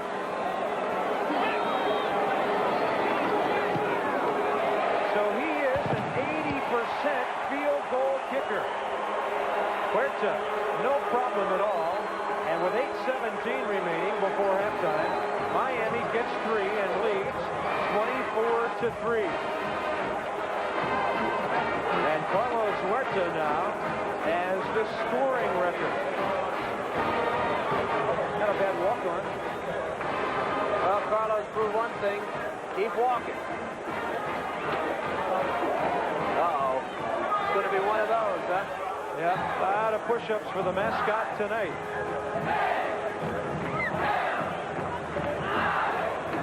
Well, LaVelle Edwards has a great tradition of quarterbacks at BYU. Growing up in Provo, Sean Covey was well aware of BYU's tradition. We asked him if he feels the pressure. Yes, you do feel a little bit of pressure because there's such a great tradition of quarterbacks at BYU. But at the same time, I never like to compare myself because, you know, each year is completely different. And the only real measure I try to, see how I'm doing by is victories. That's the important thing to me, not your statistics, but how many games you're winning. Well, and so far, Sean Covey, a junior, does have a 12-4 record as a starting quarterback at Brigham Young University. Tony Crutchfield on another kickoff return. He is loose out over the 25. And finally, Charles Farms on special teams wrapped him up to make the stop. Let's talk a little bit of that BYU tradition. It goes all the way back to the mid-60s with Virgil Carter. Then the familiar names of Nielsen, Wilson, McMahon, Young, and Bosco. Sean Covey not in their neighborhood yet, Kevin, but he has a chance. I played with Virgil in the World Football League. The World Football League. He was a great passing quarterback, but we were running the triple option by then, and Virgil wasn't laughing. Up in Chicago, eh? In Chicago. Virgil quarterback one game with a broken hand. It was his throwing hand. And to look at Matt Odell, the sophomore whose father, Phil, was the all-time BYU reception leader. Matt caught his first pass of the year earlier tonight. A procedure call against Miami, and BYU will start inside its own 30-yard line. This is where the Cougars, with Covey on the sidelines and Ty Detmer, the freshman quarterback, in there, number 14, need to mount a drive. Detmer was recruited by Miami and others, including Michigan, UCLA, and others, and he was an All-American at Southwest High School in San Antonio, a former Texas Player of the Year. Oklahoma was also after him. He is your basic drop-back passing quarterback.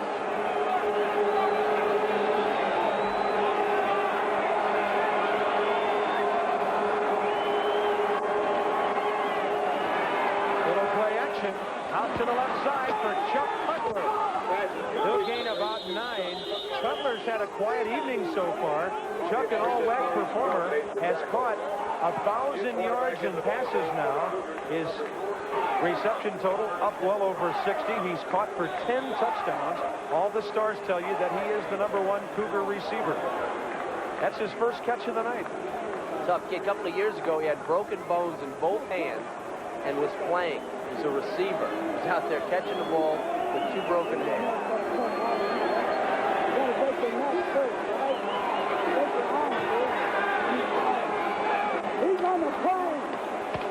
There's the Bellini running up the middle.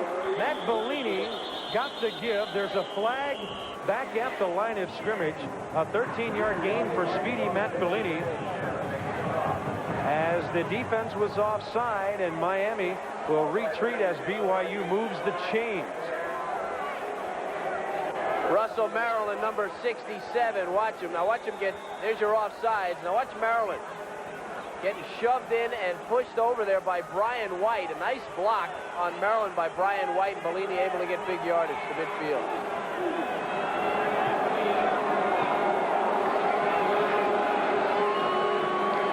Here's Bellini again. Rod Carter trying to strip the ball out of his hands. Matt Bellini, of course, had an older brother, Mark.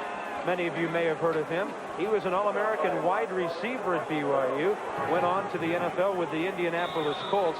Matt Bellini is a very good speedster, a former wide receiver. They moved into running back, but really in that halfback position, Kevin, he's almost as like a receiver and a running back. He's a slot back. He's not really the classic running back.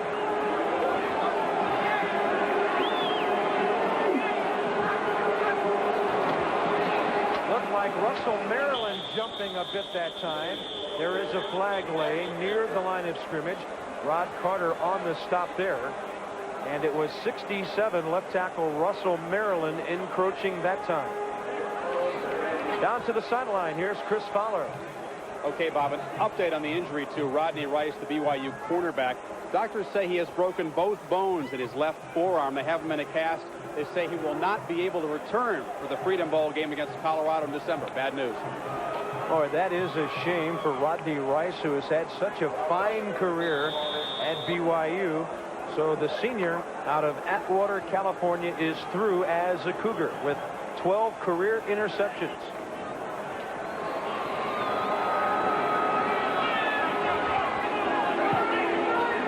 Chuck Cutler and Matt Odell are wide to the right.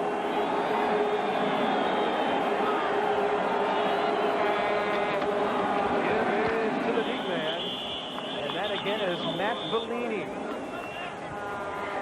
Jimmy Jones, right tackle, 63 on the stop. Justin Piling for the Hurricanes. Clock is under 6 minutes, second quarter. White and Muhammad El-Wanibi making the blocks on the right side. Maryland is gone. Bellini doesn't look like a wide receiver there, does he, Bobby? Putting his head down. 6 foot, 195-pound sophomore getting the first down. Good blocking on the offensive line. BYU got a drive going here.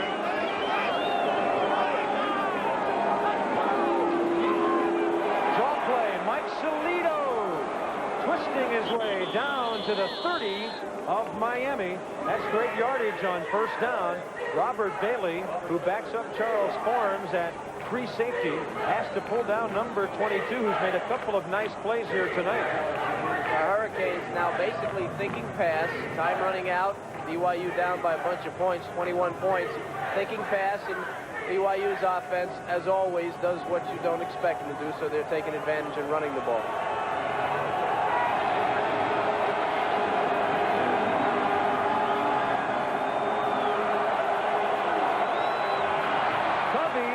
It into the back of Whittingham. He knew he was going to lose about 4 or 5 yards, which would take away his third and short, and a pretty smart play there, as evidently he tripped over the foot of Phil Nawahi, the center. Kevin, this is a pretty quick decision and a pretty smart play. And a good call by the official. There wasn't much space between Detmer's behind and the ground when he let that ball go. For a freshman, that's excellent. Very smart. Of course, if it hit Whittingham's back and bounced up in the air, it wouldn't have looked so good. So now they preserve the third and short.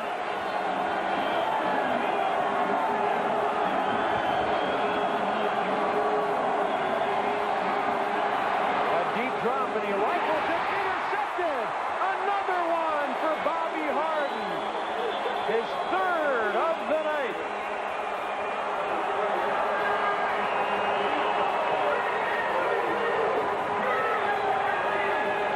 Salido on the drag pattern. He never did see him as he was rolling out. Number 22 just left in the right corner of your screen. See him up there? Now he's wide open, holding up his hand. Detmer instead tries to go to a receiver that he can't possibly get the ball to, and Harden is there to make the reception or the interception. So a big night for the junior out of Fort Lauderdale, Bobby Harden. 1 interception through 10 games and 3 here tonight.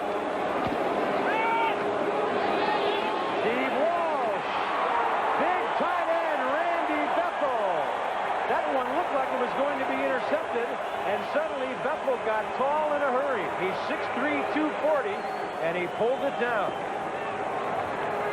Well, here's a chance for Scott Peterson, number 5. Look at the position that he has on Bethel here.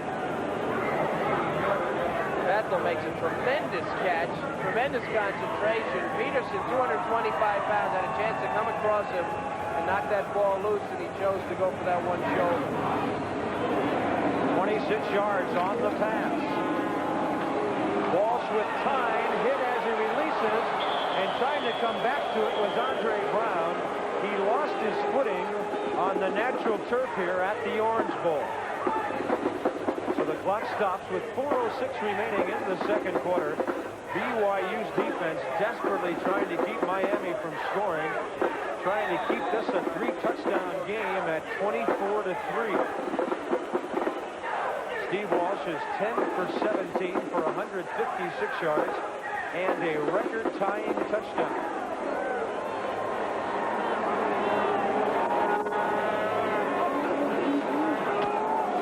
This is Alex Johnson.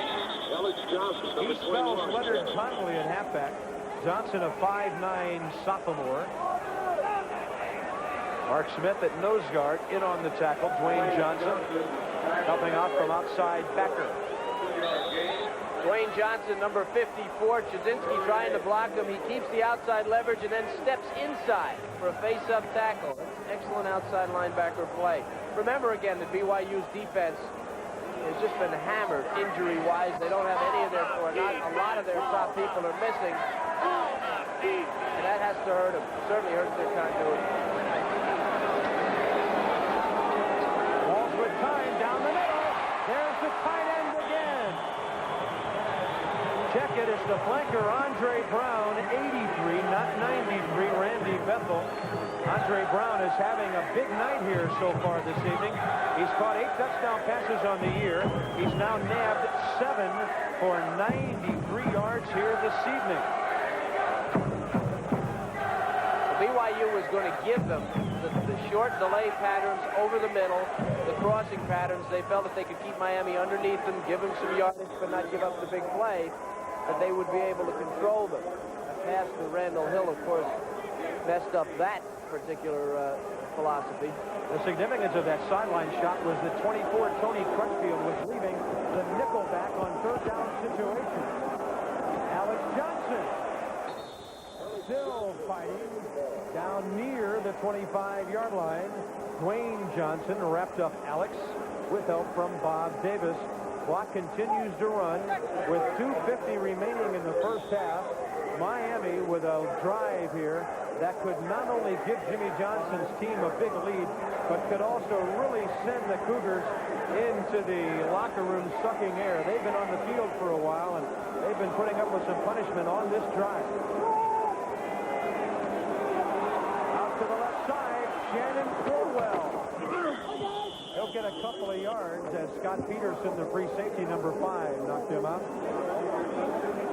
Crowell so concerned with getting the ball and keeping balance, he never could get much yardage on the play.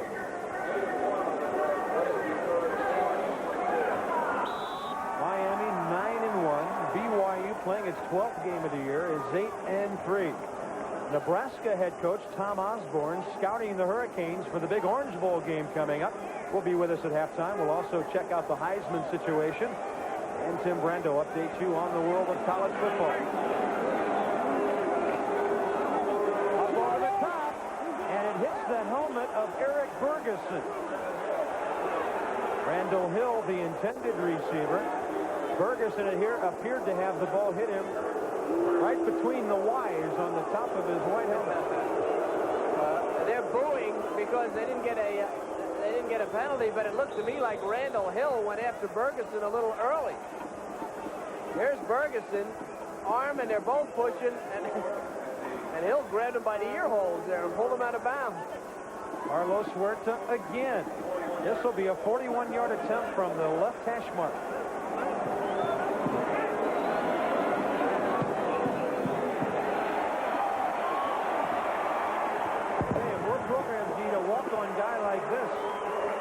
Huerta 2 for 2 on the night, 21 for 26 on the year, and Miami extends the lead to 27-3 with 2:17 left in the first half.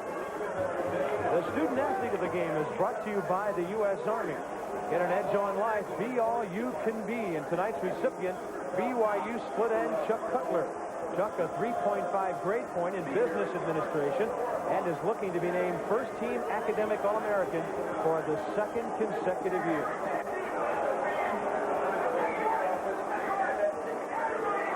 Miami looking for a 10-1 record heading into that Orange Bowl against Nebraska. Jimmy Johnson's team. There's Lavelle Edwards, who is trying to go 9-3, may have to settle for 8-4 on to the Freedom Bowl. But what a string of seasons by Jimmy Johnson. His last 2 regular seasons have been 11-0. This one, barring disaster, looks to be 10-1 with a 1-point loss at the home of the number 1 team in the nation. Edgar Bennis will kick it off for the Hurricanes.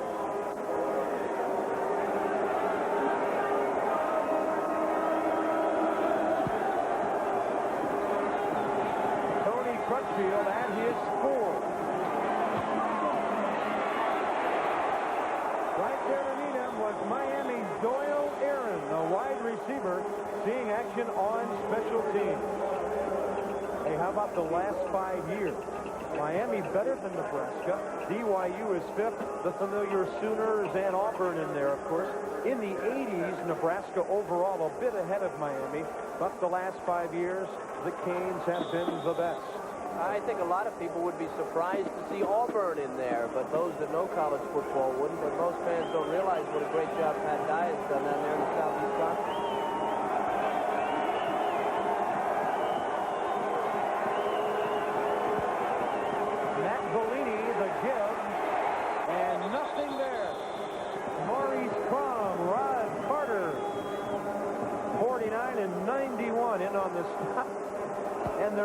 tackle dance. This guy was drafted by the Chicago White Sox, number 49 in baseball, 14th round.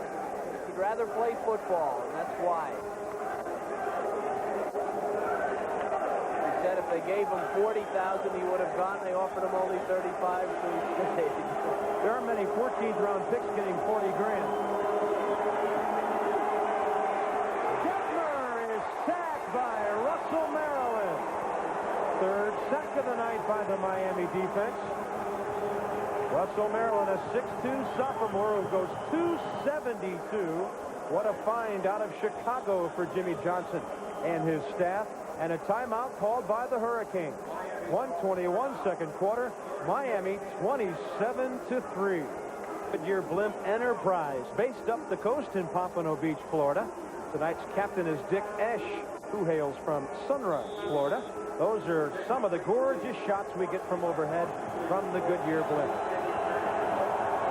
Things don't look too gorgeous for the Cougars on 3rd and 17 inside their 10.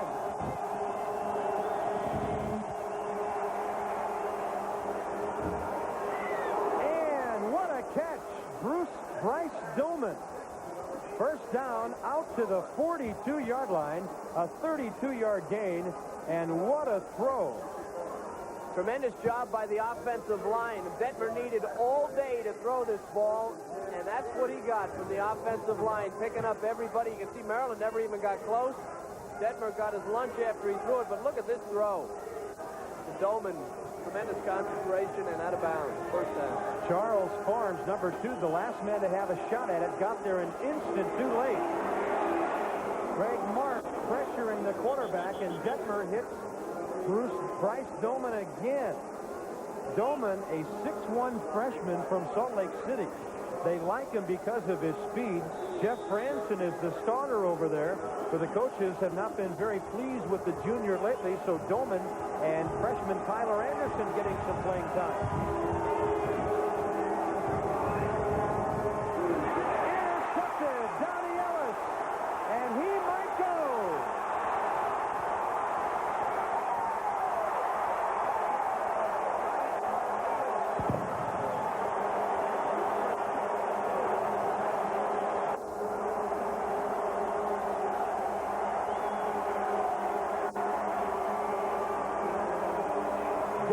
Picked off for the 8th time this year.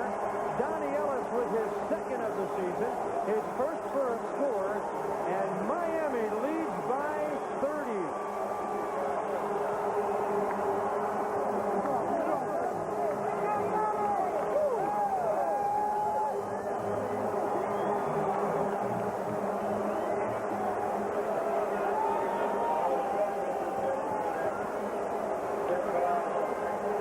Guess who? Carlos Huerta again.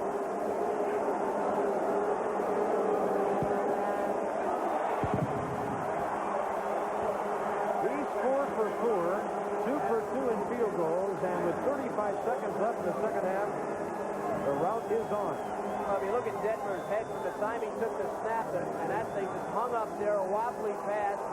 He never looked off the receiver, and Ellis, guy that broke his leg in the opener last year against Florida State, could he come back and run 4.5? Yes, he can, and yes, he does. For a 64-yard interception return for a touchdown. And with Donald Ellis putting that one away, Miami has outscored BYU 27-0 in the second quarter. Yeah, back in the first quarter, BYU had a chance to take the lead. First and goal after a block punt inside the Miami 10, trailing 7-3. They got no points, and they have paid dearly. Well, I think the one thing you really can't, when you play the schedule BYU does, which does not normally include a Miami, you can't really judge the speed and the talent of these guys till you get out here with them. For the first time tonight, Edgar Bennis puts one into the end zone. Tony Crutchfield will not return it. So with 35 seconds left in the first half, BYU trailing 34-3. They may just run this series out and get to the locker room. This kind of reminds me of the comparison they make to the Oklahoma Wishbone. When you talk to coaches, as we do before games, and they're going to play Oklahoma, they say, well, We're good against the option in practice, but we can't duplicate the speed and the precision of the Oklahoma wishbone. I think the same is true of the Miami team, both defensively and offensively. Until you get out against the Hurricanes, you don't really know what they're about. Denver will come out throwing. Little short one up the middle to Fred Whittingham, the fullback. By the way, a footnote on the Miami defense tonight with those 4 interceptions. Number 39, Bobby Harden, of course, as we mentioned, has 3 of those pickoffs tonight. Bobby Harden has tied a Miami record held by 9 other players with 3 interceptions in a single ballgame. Detmer left side for Whittingham, and the official marks it far enough for the first down, just over the 30-yard line. Randy Shannon at linebacker to stop. Hey, Kev, what was the turning point of this one tonight? Well, we had it earlier. It was a game. Mitchell came in and blocked this punt. BYU had a shot at the end zone, but watch the punter, number 19, Tim Kalau for Miami. He is the only player with a chance to make this tackle. He does. Inside the 10, Miami's defense held no points, and from there it's been downhill for BYU, and it shows you never quit. Even though you get a blocked punt, you got to get up and chase the man with the ball. BYU could have taken a 9-3 and a 10-3 lead there with the extra point, but instead they haven't scored since and now suffer a 34-3 deficit. September 1st, 1984 was ESPN's first CFA primetime telecast. The Hurricanes and Florida Gators supplied the dramatics. 47 seconds left. First down and goal to go from the 5. Irwin Bell looking good. He's got a man. Neal comes down.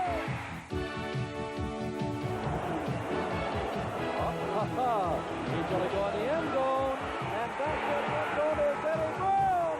He's got the touchdown.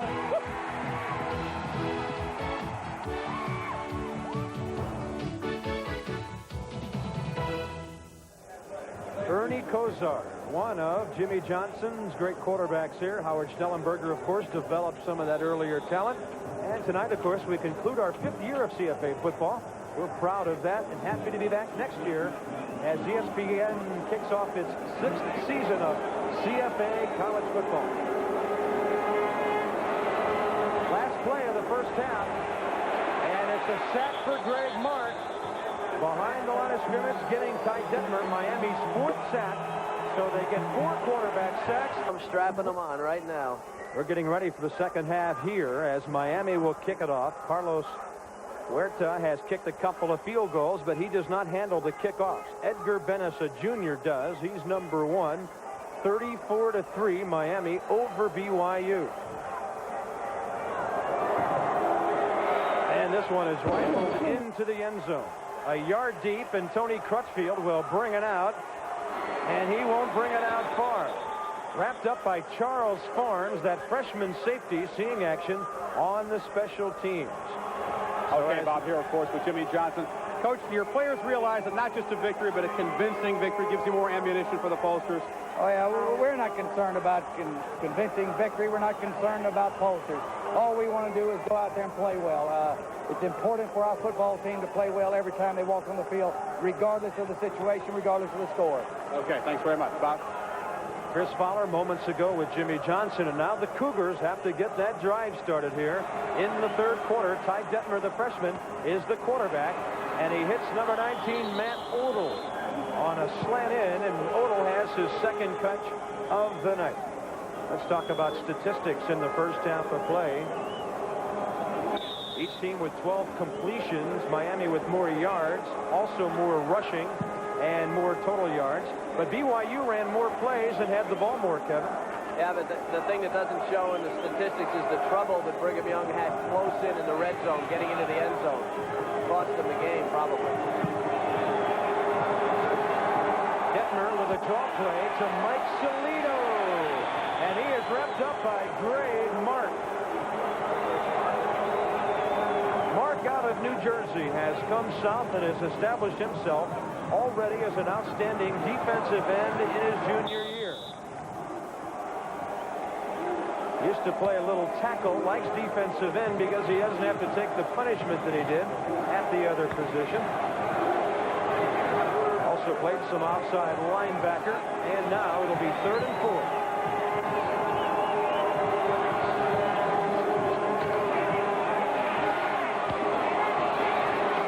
Fred Winningham fighting his way to a first down.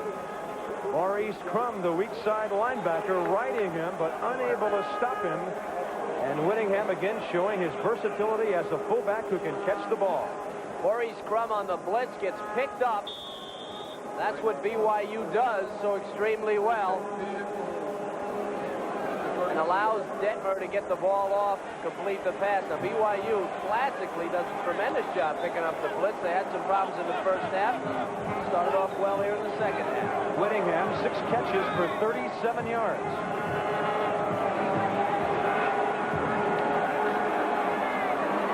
Detmer hitting Odell on a slant. So the short passing game of BYU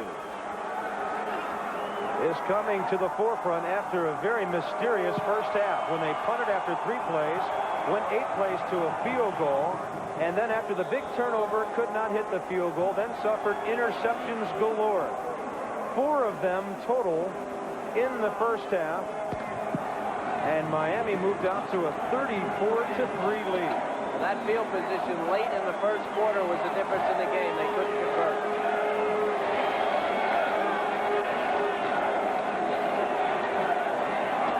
That one is intercepted. Is he in bounds? Yes, sir. Bubba McDowell.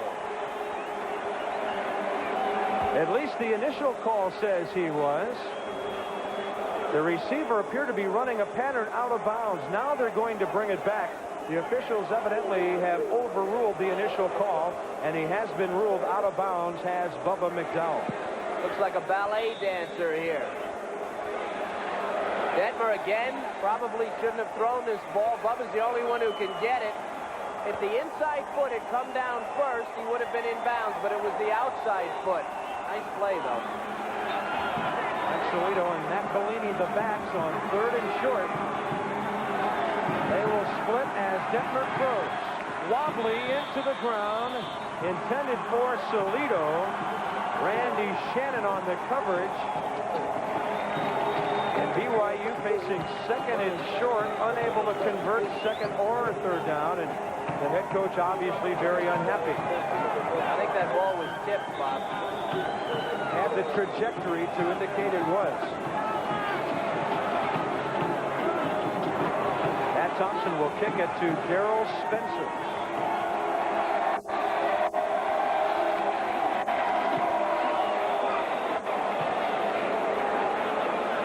Fair catch signal. The ball bounces into the end zone. Good pressure on the kick, but he got it away. Miami had good pressure on the kick by Robert Bailey. And a flag on the play. That ball was 65 yards in the air. That's why he's an All-American. What a punt. Yeah, they say the rolls aren't what get him his average of 44.7. That is through the air. And not in the altitude either. Usually those mountain kickers, they get some help from the altitude. Holding on the receiving team, post-scrimmage enforcement, the first down. Let's check the Miami first half possession. Their defense did a lot for them late. Their initial drive went 8 plays for a touchdown. Cleveland Gary scored negative yardage and a kick twice in a row there. Then they got a few yards and kicked it. And then a dozen plays for a touchdown by Cleveland Gary again. And then another TD, the field goal, and the field goal. So a real rush of points late for the Hurricanes. But you can see again, late in that first quarter, you can see those negative yardage, and that was where BYU was controlling the game but couldn't score points. Back at the 10-yard line. On first down, Leonard Conley, the sophomore halfback out of Tarpon Springs over on the west coast of Florida, is the carrier. Dwayne Johnson, outside linebacker, a man who makes the stop. Jimmy Johnson, 80 career wins now at Oklahoma State and at Miami against 34 losses and 2 ties. 50-9 at Miami.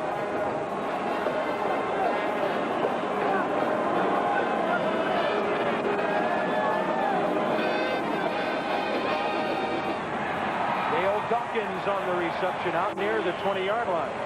Very close to a first down as Reagan Hansen, inside backer, made the stop.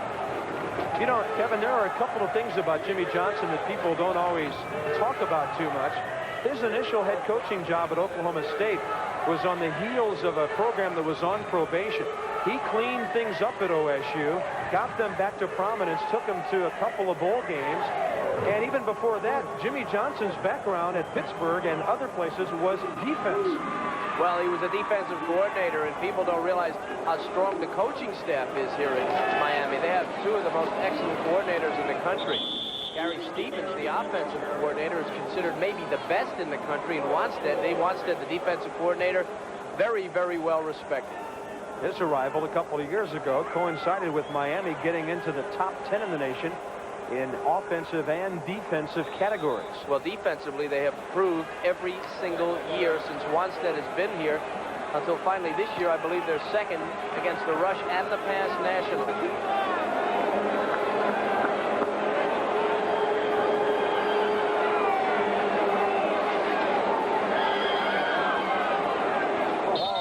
To the right side for Cleveland Gary. Pretty good coverage by Bob Davis and by Troy Long. Here's the defense for Miami. Dave Wanstead showed up in '86, and look how they came way up in the rankings. He's done a tremendous job. And sometimes when you talk about Walsh and quarterback U in Miami and how many points they score, you forget that defensively they can dominate. Last week against Arkansas in the fourth quarter with the game on the line, the defense held Arkansas to minus 16 yards total offense in the fourth quarter.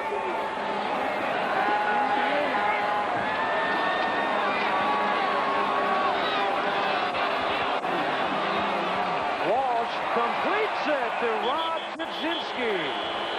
The tight end, a sophomore out of Toledo, formerly a starter, backing up Randy Bethel at the moment, makes a fine catch in traffic. Chudzinski with the big catch, but Walsh, this is absolute dominance by the offensive line. And a little help by Conley there with a block. And Walsh threads the needle at the end. Chudzinski makes a tremendous catch. Why is Miami so tough? They have the great quarterback. They do a super job with the tight end. And he's also very accurate. Steve Walsh put it right in there despite good coverage by Tony Crutchfield, who was all over Rob Chudzinski. You know, just another footnote on the Hurricanes defensively. Ask Oklahoma if they can play defense. They've stopped the Sooners' wishbone several times. Pass interference on the defense. First down. And to stop Oklahoma, Tom Osborne used some Miami wrinkles on his defense a couple of weeks ago in Norman and beating the Sooners 7-3 to go to the Orange Bowl. Forget about the pass is the basic key to beating Oklahoma and stop that running game. And you need the athletes, too. You have to have tremendous speed. Miami has always had that defensively. Makes and play action all over the place. And it's picked off by Scott Peterson. Down the far sideline and out of bounds. Inside the 30-yard line of Miami as BYU gets the turnover it's looking for. A 25-yard return by Peterson, who gets his 4th interception of the year. BYU takes a page out of the Miami book. Peterson just waiting on Walsh. 225-pound safety steps in front of Chudzinski, and then see who makes the tackle. With his shoulder, that was Walsh, not his throwing shoulder. Scott Peterson, Chapter, California.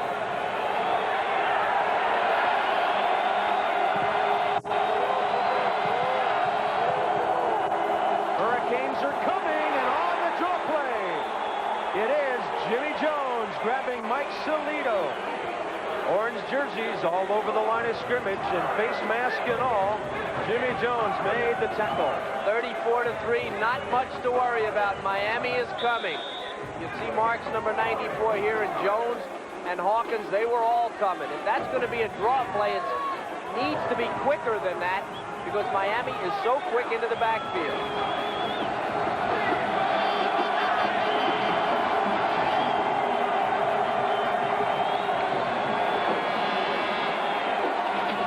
Out to the right side for Fred Whittingham. Watched out there by Bernard Clark, who backs up Rod Carter at middle linebacker. mark number 57. And so BYU, after the turnover, on the move.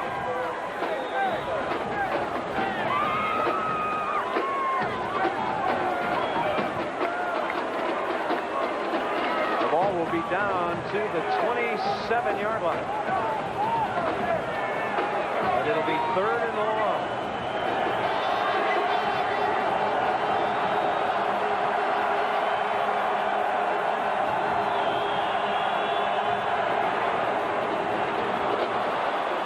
Detmer had to get rid of that ball because Bill Hawkins was running a straight line toward him.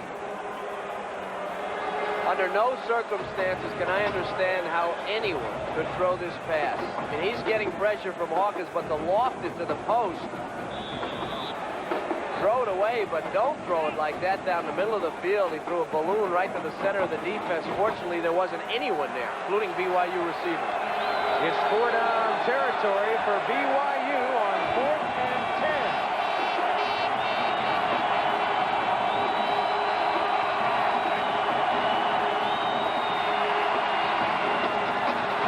End zone, touchdown, Matt Bellini. He fought off Bobby Harden. There is a flag lying a yard deep in the end zone. It's going to be a 27-yard completion. Yeah, probably defensive pass interference. What a catch by Matt Bellini. Pass interference on the defense.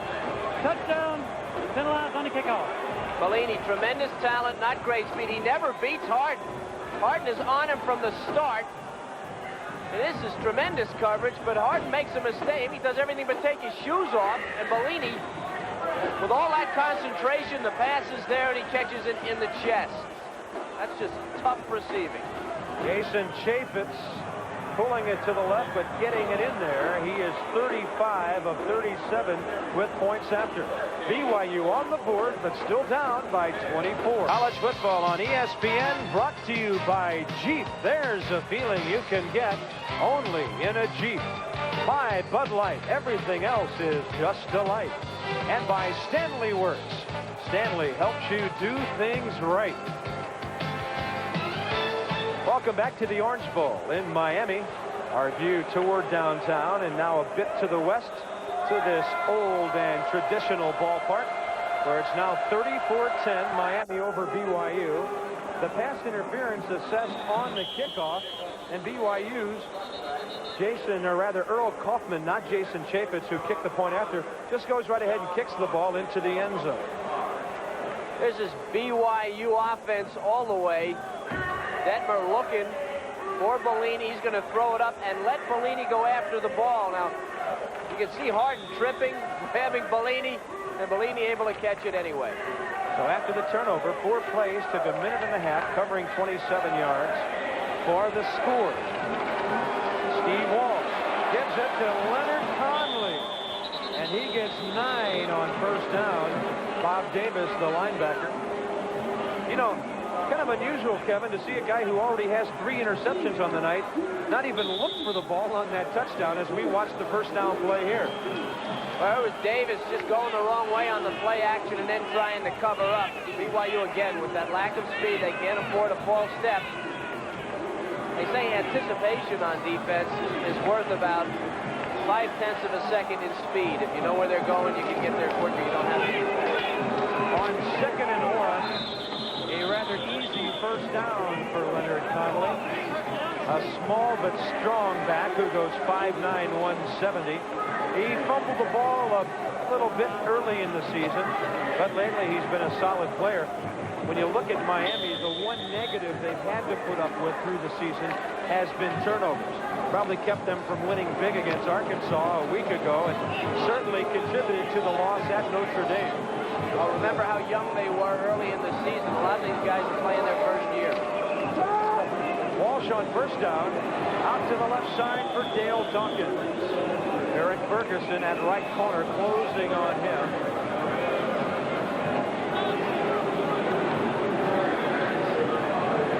Dawkins, the first wide receiver into the ball game on either side, backing up Randall Hill or Andre Brown. A gain of 4 on first down as the Canes move the ball and the clock. as we approach 6:40 remaining in the third quarter of play. Miami on top by 24.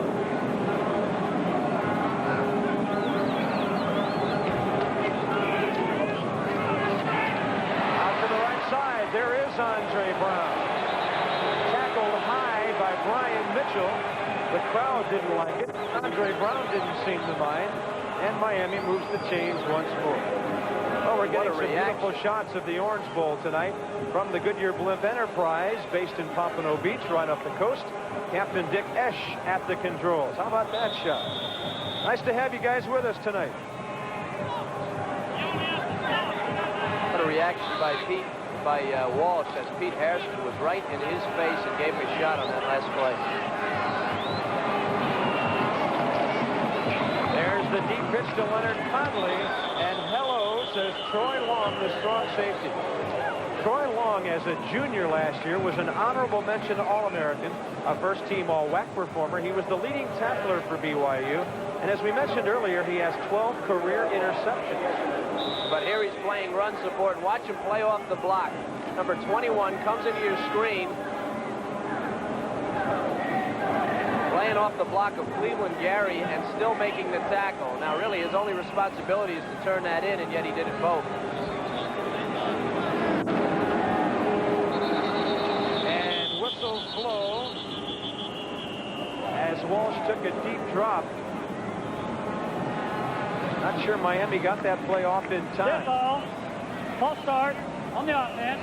Still second down. They did get it off in time, but in the wrong fashion, and so they'll just move it back some. Because most every time that Miami has not had success on first down, they've had great difficulty. First down has been very important to them. BYU's success defensively has been tied to their first down play. Miami 5 penalties tonight for 45 yards.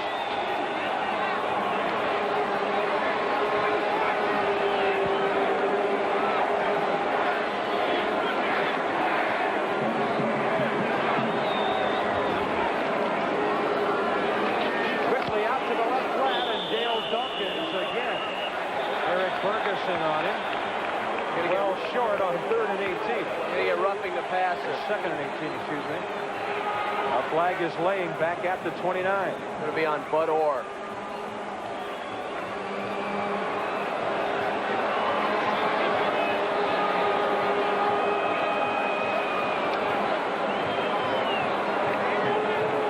Roughing the passer on the defense. 15 yards. First down.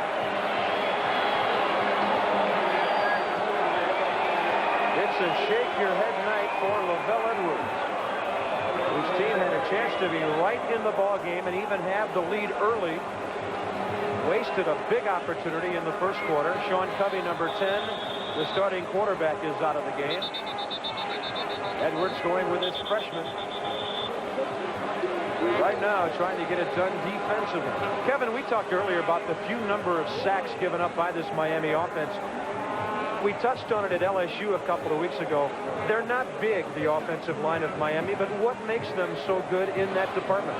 Well, because they set, well, it's a combination. It's the offensive line, but it's also Steve Walsh's uncanny ability to get rid of the ball and avoid a sack. He has that quality where he can feel the rush, but the line sets very quickly on the line of scrimmage, which is a little odd. A lot of lines will give ground. This line doesn't, and has tremendous technique. Walsh looking for long ones on 1st and 10, and it's over top of Andre Brown. Walsh trying to inch Andre Brown closer to that receiving record of 11 TDs in a season. Brown has 8. Well, here's a look at that offensive line. Watch how quickly they set, and then they pick up the blitz. They get everybody, give Walsh time. Now, this play takes a split second. Walsh lays it very high, trying to let the receiver run under it. Still a little bit long, but they're so well drilled. And, of course, it goes back to Jimmy Johnson and Gary Stevens, the offensive coordinator. What a great job they do, both of them. Here's the give to Cleveland Gary. And writing him down was Reagan Hansen from inside linebacker. To the studio, here's Tim Brando. All right, Bob, it's time for our Panasonic video replay. It's the first drive for Pitt against Syracuse at the Carrier Dome. This was the story not only today, but all season for Mike Gottfried. It's fumbled, recovered by George Rooks, and Syracuse would go on to win it 24-7.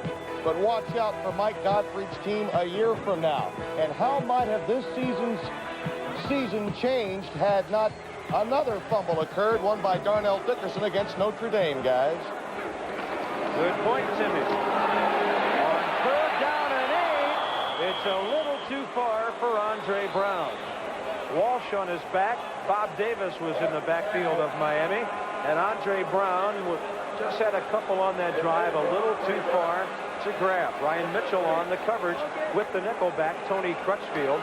It'll be fourth down for Miami, and this would be an awfully long field goal to try, but Huerta is on, and he's looking for one from about 57 yards. It's a crosswind here at the Orange Bowl.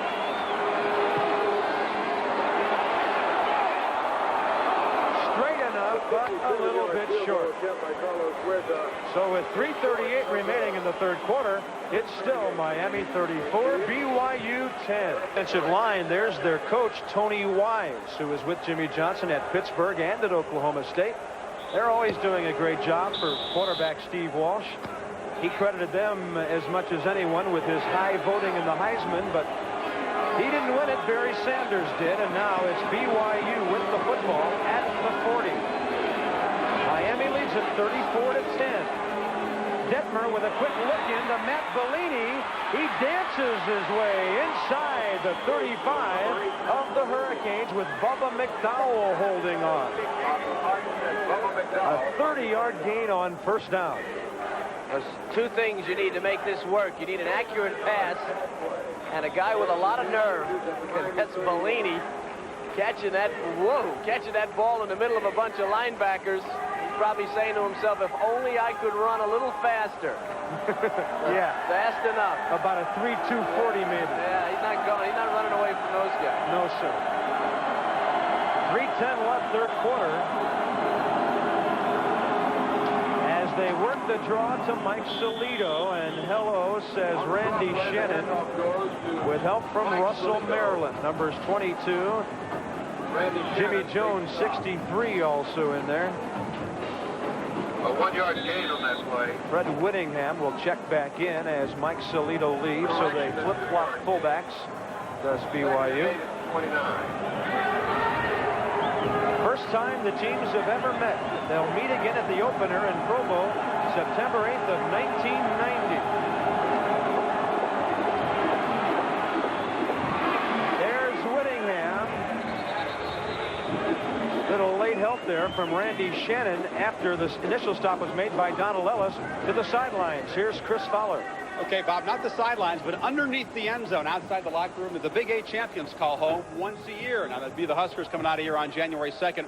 Remember, the last time they played in this game was 1984. They lost to Miami 31-30 in that classic game with the failed two-point conversion as Howard Schnellenberger and Bernie Kosar won the national championship. Back up to Bob and Kevin.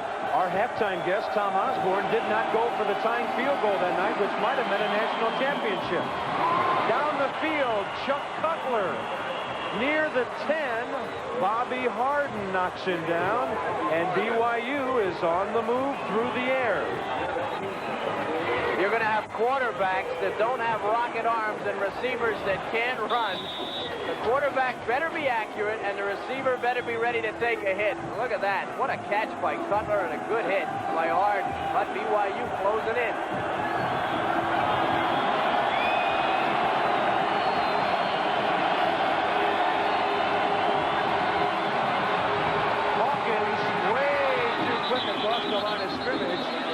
Number 54 came flying in from the right side, but was he drawn offside? By the way, this is a first and goal from the 10. BYU cannot get a first down without scoring. Offside on the defense. That'll make it a little bit easier on first and goal. Well, this has been the problem for BYU tonight. we'd have a ball game had they scored on a couple of these in the end of the first quarter. Well, a couple of explosive teams getting together. A rout can turn into a ball game in a hurry. So it'll be first and goal now at the 5. Whittingham will leave. Solito will check in at fullback. Evidently bringing in a play from offensive coordinator Roger French. Solito is also a little bit quicker than Whittingham. Bellini is out to the left with Matt Odle.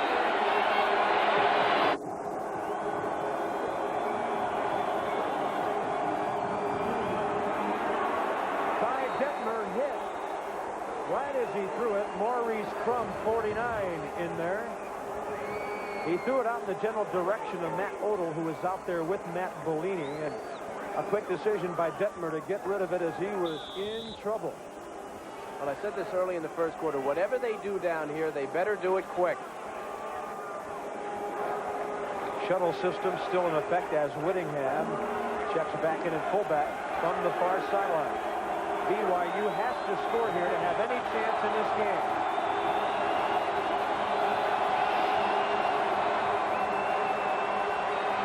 And there is a touchdown to Darren Hanley.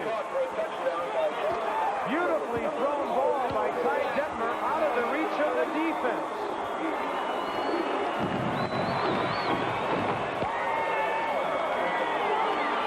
Hanley is the tight end on the right side. He's going to run on Shannon now, just right across the goal line. Shannon stops running to jump. And that creates the space for Hanley to catch the ball. Again, Detmer, this terrific pass by Detmer. Couldn't have been better. Over Shannon's reach to Hanley, who gets his foot in. Touchdown, BYU.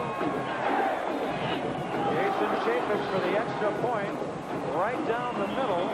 And it's 34-17 with 52 seconds left in the third quarter. Now BYU has scored 14 unanswered points.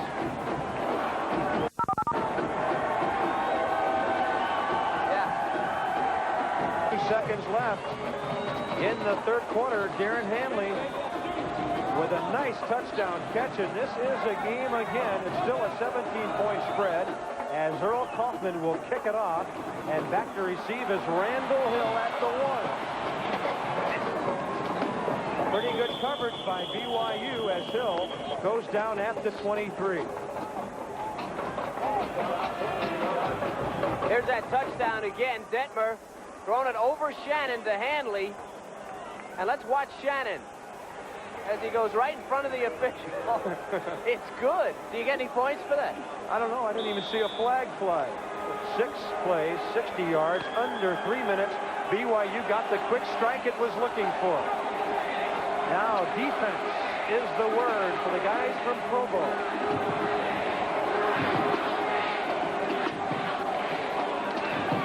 And they get it on first down as Fred Highsmith is stopped.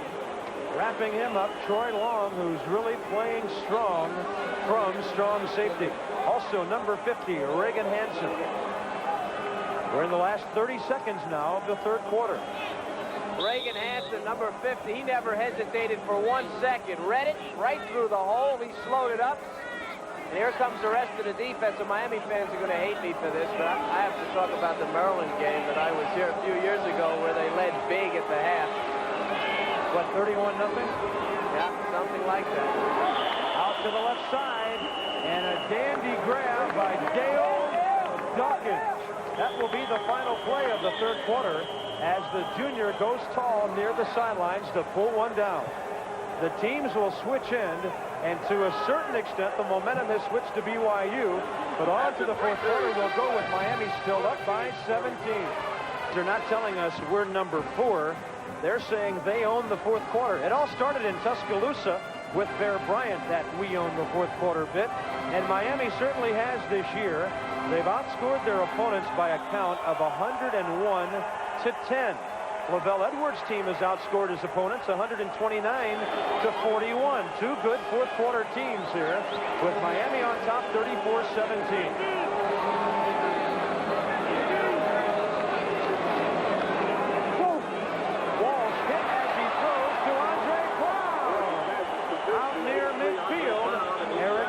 On the coverage, but Andre Brown at 6'3", 212 catches his 9th pass of the night.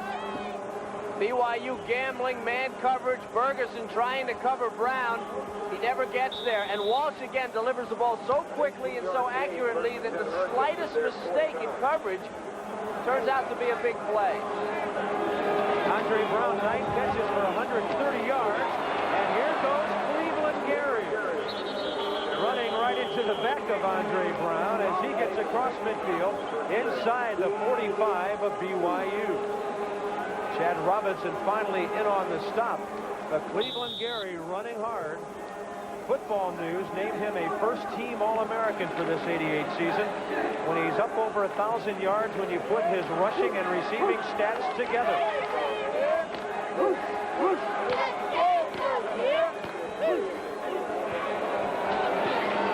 The give is to Fred Highsmith. He's to the 40. They will spot it past the first down marker, so the Hurricanes will move the chains once more. Well, this is the advantage that Miami had coming in. Their offensive line versus a beat-up, weakened BYU defensive line. Of course, low percentage of turnover. If you run the ball, just try to pound it out, eat up the clock with a lead. That's what Jimmy Johnson wants to do and what Lavelle Edwards would like to stop. Alex Johnson has replaced Fred Highsmith for Miami. Highsmith had some sort of equipment problem with his shoulder pads. First down after 39.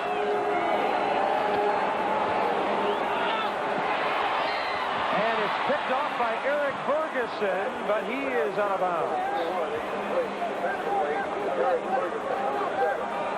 Alex Johnson down the far sidelines against number 7 of BYU. This is a break for Miami. Ferguson sitting back there waiting, trying to keep those feet in. No chance. He was out of bounds. Steve Walsh tonight, 18 for 31, 1 picked off, but he's thrown for 219 yards. Has a touchdown pass tonight. There's Cleveland Gary again. Holding on for dear life is Tim Knight. We haven't talked much about Tim. He's playing with a sprained ankle and was not expected to play much. Normally the nose guard starter, Mark Smith, in his place tonight. Knight, a 6'5", 270 senior. Out of Idaho. He didn't need his ankles for that one. Just had to hold on, huh? He's hobbled with that sprained ankle, but can play evidently. Big play here, Bob. Yeah, 3rd and 8. They stop him here. A lot of time left in this 4th quarter.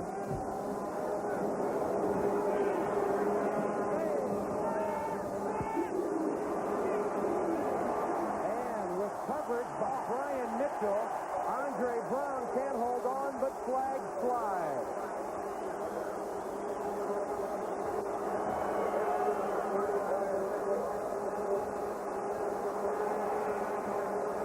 Pass interference on the defense.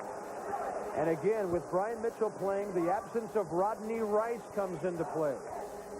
Well, they're going to call it. You can see it. It is interference on Mitchell. Mitchell's night started real well with a block kick. Since then, they've been picking on him, and that's the reason they've been picking on him. Rodney Rice, arguably the best defensive back that BYU has, broke his arm, 2 bones in his arm early in the game, and Mitchell has had to come in to fill in for him.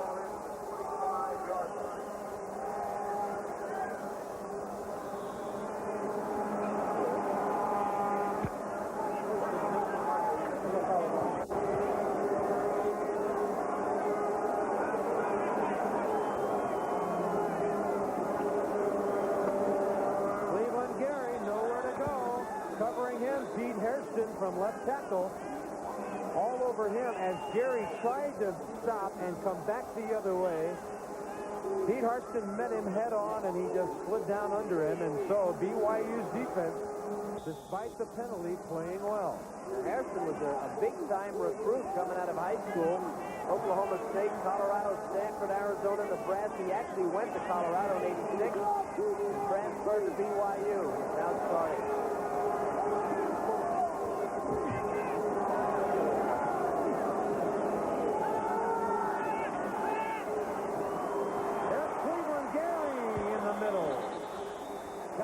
From Regan Hansen and got a couple of more yards. Cleveland Gary, the all-time #1 receiver at Miami for a running back. watch Fred Highsmith. They lined up in trips to the right side. Now Highsmith playing actually a slot position, picking up Robinson just in time. Gives enough time to Walsh to get the ball over the middle. There you can see the end of the play.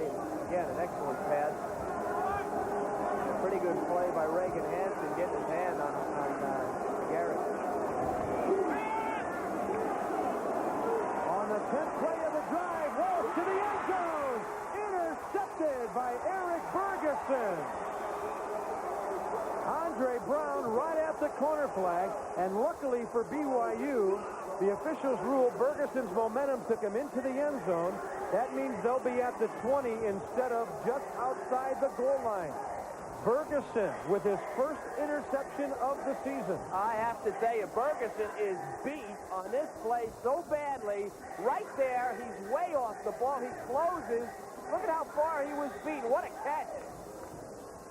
That's just tremendous recovery by Ferguson. He's from Snow Junior College in Utah. Transfer. Good player. Hey, Lavelle Edwards and his defensive coordinator, Dick Felt, have to be happy right now. They're back in the game. Draw play to Fred Whittingham. And he's out over the 35. Bubba McDowell, the cornerback, had to make the tackle after a 19-yard draw play to the fullback. 300-pound John Hunter, Warren Wheat. On the left side of that line, it's a little bit of a counter, like the counter tray the Redskins run. They clean it out.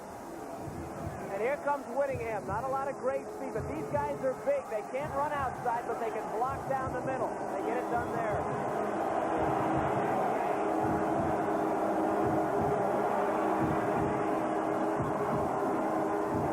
Detmer swinging it, and Mike Salido a little late in looking for the football. It was delivered low, but Salido obviously was not expecting it to be there that quickly. So you've got the junior receiver and the freshman quarterback talking things over. You'll see that again. That play was open. The ball was thrown into the ground. The play that's worked well for BYU has been Bellini in the slot and that quick pass right up the seam. If they get the right coverage, I'm sure they'll go back to it.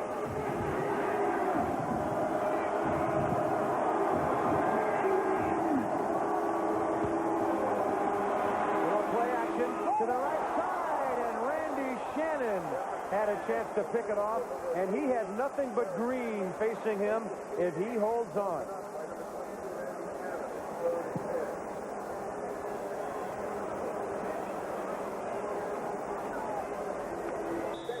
Touchdown the other way if Shannon can hold on to it. He's right where he needs to be. Bellini was in the backfield, just 190 pounds. Watch him pick up the blitz. He'll read it. Step in there, and Crum stops him dead in his tracks.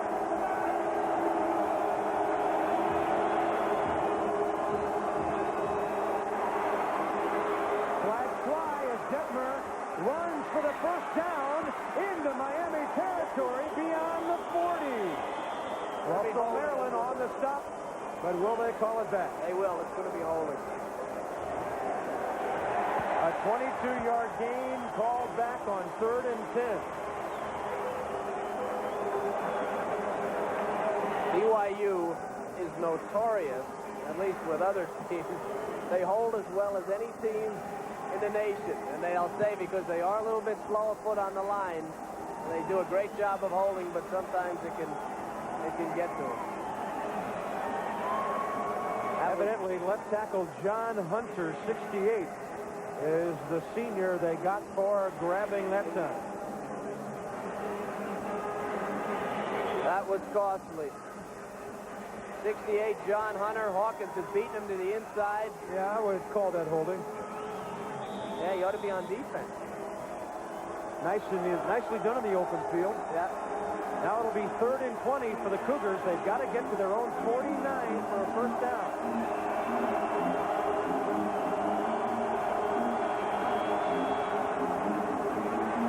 Hawkins has Detmer in his sight. And a little shovel pass toward Whittingham will go incomplete as Greg Mark and Russell Maryland were there. But it was Bill Hawkins who destroyed the play right from the start. as he beat John Hunter again. Well, they need a back on that side to help Hunter. Hunter is defenseless against Hawkins, the All-American. He's just too quick. He's getting around him right away. BYU will have to kick on 4th and 20. 10:22 remaining in the game. A lot of time left if they had done something with that drive.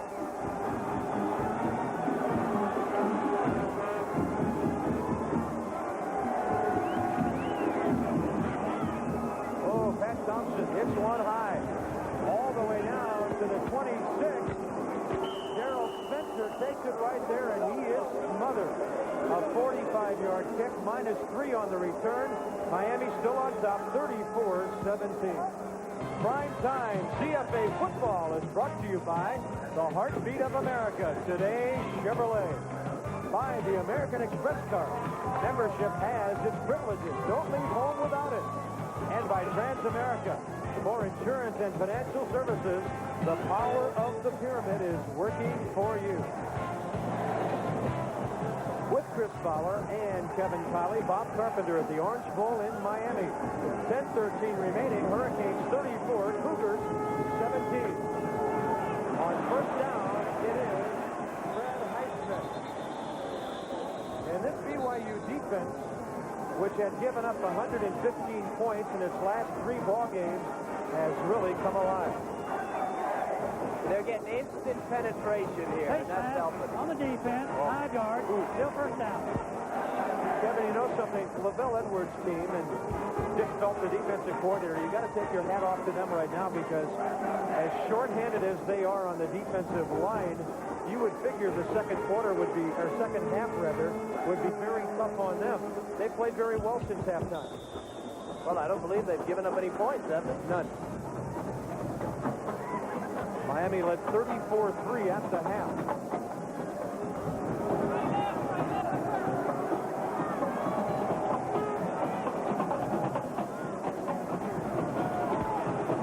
Here's Highsmith again. Nothing there as he was met by Mark Neal. Mark's a 6'4" junior out of San Francisco who helps out Dwayne Johnson at outside linebacker. They're playing a lot of backers tonight with being shorthanded at defensive tackle. They have to remember there's a lot of pride in the BYU program. A former national championship team, although Wyoming has won the WAC the last 2 years, the top contender is always BYU, it seems, because of all the consecutive conference championships they had in the late 70s and 80s.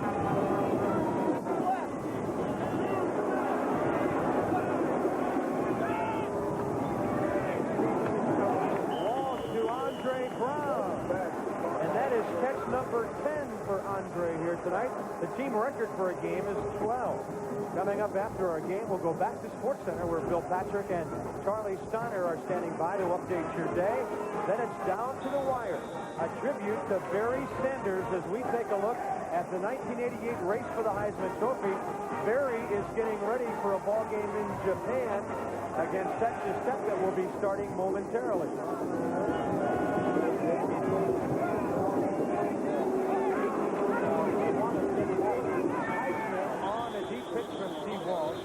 Nothing there as Pete Harston, the left tackle, met him head on.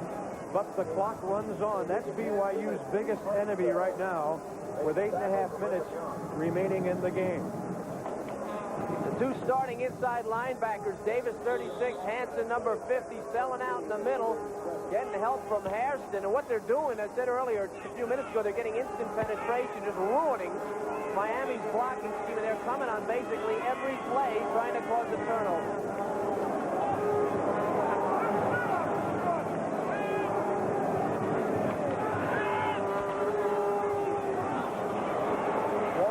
Up over the top of everyone. Out in the pattern was Andre Brown, and he got cut off way before where that pass fell as we watch the BYU coverage. Well, here they come trying to get outside Bethel. There's nothing there. Walsh is reading it out and up. This is Andre Brown on Ferguson. Now he goes to the sideline. Walsh wants him to go up the field. He throws it way deep. BYU playing good run defense and also good pass defense now. 3rd down and 13.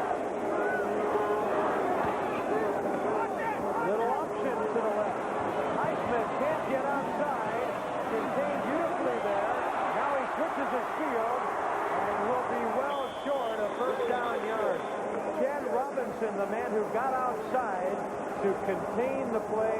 Then it was up to the pursuit. That's what they say. Now, if you have a defense that's not quick of foot and they're well drilled, anticipation, and that's exactly what BYU is doing in the second half. They're not quick. They may be even slower than they were in the first half, but they're reading and getting there quickly, and that's what Robinson did. That's pretty good defense. Tim Kalau will kick it. He spun it twice for 38 yards. Running back Michael Bryan is back inside his own 25. BYU went for the block, and this is going to be tough to return. So the fair catch inside the 20 on a nice 44-yard kick by Tim Kalau. 7:02 remaining. BYU with it, but trailing by 17. BYU 34-17 on ESPN. And tomorrow we've got the NFL covered for you. NFL Game Day previews the Sunday of action. NFL Prime Time brings you all the highlights. And then at 8 p.m. Eastern, we'll continue with the Pittsburgh Steelers and the Houston Oilers from the Astrodome. Mike Patrick and Joe Theismann will call it for you tomorrow night. BYU needs a quick scoring drive with 7:02 remaining. Detmer. This one could be intercepted. And it is by Bernard Clark. He got his receiver right in the shoulder pad, and Clark has his second interception of the year.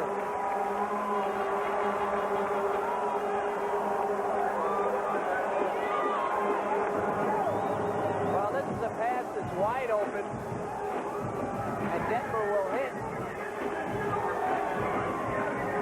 That's Odell. Hit Odell right in the chest, went through his hands, hit him in that upper part of the shoulder pad, and then it was fair game for the entire Miami defense. Clark wrestled it away. Tough break for BYU.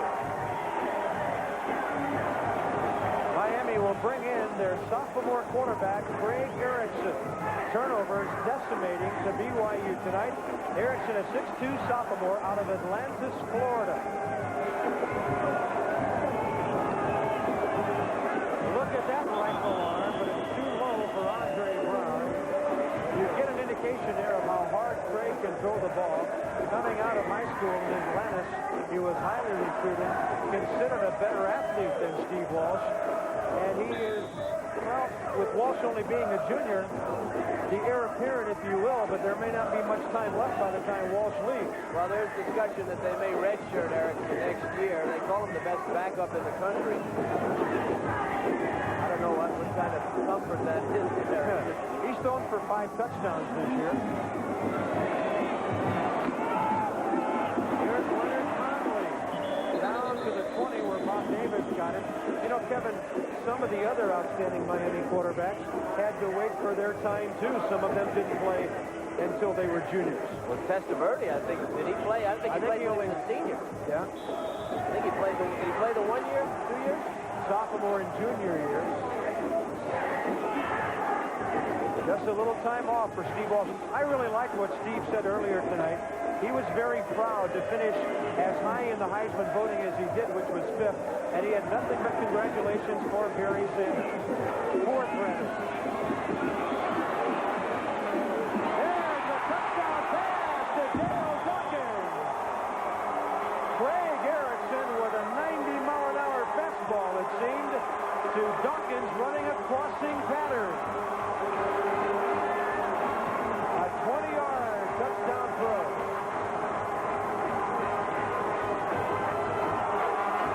Nice job by the offensive line, and then Erickson will do something that most backups don't. Watch him settle and then step to his right, avoid the rush. Still the accuracy to Dawson, and poor Brian Mitchell, after that block punt, they made him pay tonight. Burned again.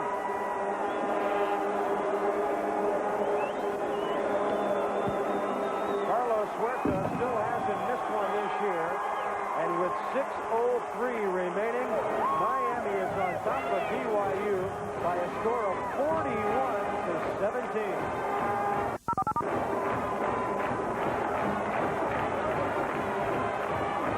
Good offensively. Kevin, you can't give them 24 points by making mistakes when you're on offense. Well, Bobby, they didn't give him 24 points. They just gave him the ball. The Miami did the rest. Well, And Lavelle looks like he could have seen the monitor there. That's right. This team reminds me, the only other team I've seen that would make you as nervous when you turn the ball over is Oklahoma. It just seems like every time you turn it over, they go crazy with it. On the kickoff, BYU's number 25 is Sim Ticia, and he returns it. He was the short man as the ball is up near the 35-yard line where the Cougars will start there. You know, with Miami having such another fine season and the controversy of whether they would be number one if they beat Nebraska and if West Virginia beat Notre Dame, the talk comes up again about the polls in the national playoff.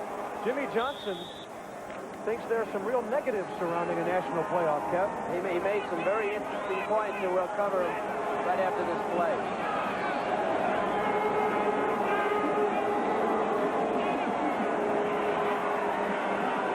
Nice pass up the sideline. Bryce Doman, that freshman, receiving one from Ty Detmer. You BYU fans are seeing a connection of the future with number 14 to 83. Detmer's looked very well. And Jimmy, what Jimmy was saying is, of course, the tradition of the bowls should be retained, and that, of course, would be altered in the playoff system. But also the fans. If you had a 3 or a 4 game playoff, which game the fans would have to pay and travel to these games? They would not be home games. And which game would they go to? You'd have to guess how far your team would go. You couldn't afford it. Not many people have thought about the fans in that discussion. There's a fumble. Falling on it is Darren Hanley, the tight end. Pressure by Russell Maryland on the quarterback, and alertly Darren Hanley right there. Number 8 fell on the football. There also is some discussion, Robbie, about a game after the final bowl game, like a super game. A winner takes all type thing. Suppose West Virginia was to lose to Notre Dame, or beat Notre Dame, excuse me, and there was some discussion about West Virginia and Miami, who would be number 1. Supposing Miami beats Nebraska, of course, then you would take the top 2 and play them off. I don't think that is such a bad idea. I think that's an excellent idea. We have to remember these guys are student athletes, too. They've got to go to class in the midst of all that action. Down the middle, there's Chuck Butler, the senior out of Draper, Utah, the all-WAC performer. Not hurt from much tonight. Super pass by Detmer again. Detmer is a kid they expect to go far at BYU. Has tremendous talent. Again, he's just a freshman. Watch the touch on this thing. Between the zone in the middle of the field. It has to be accurate or it's intercepted. Nice catch by Cutler, but very well thrown.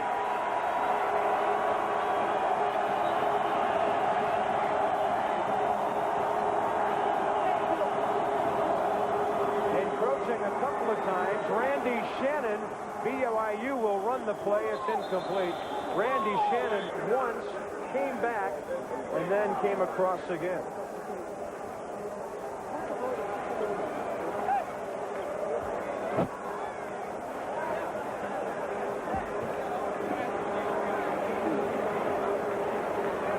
Offside on the defense. I'm wondering if Ty Detmer knew that was an offsides on Miami, and if he did, why throw it away? Just throw that thing into the end zone. It's a brief play. Well, I think we're seeing a couple of pretty young, talented quarterbacks here tonight. Ty Detmer, Craig Erickson of Miami.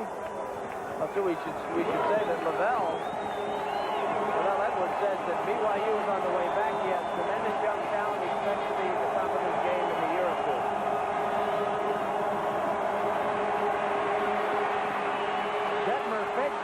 He'll run toward the marker and be met there by Jimmy Jones.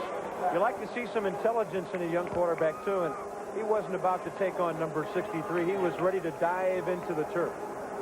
That's instinct. Survival. I'm not taking on that guy. It was 1st and 5. It'll be 2nd and 2.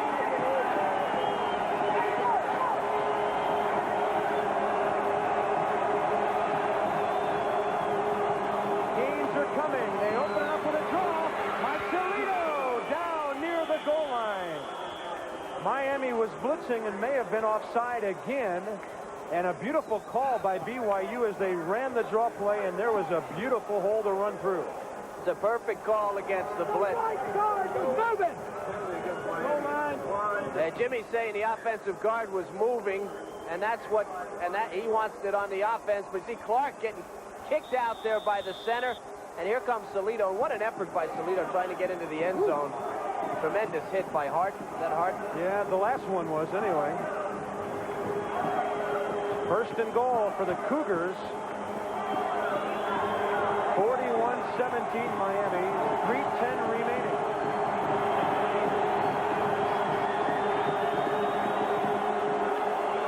Detmer fumbles it.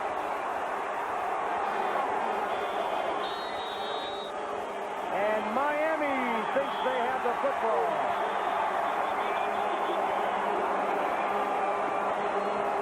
Richard Newbill, the strong side linebacker, racking up the quarterback on the play, and the Hurricanes have recovered as close as they could to their own end zone.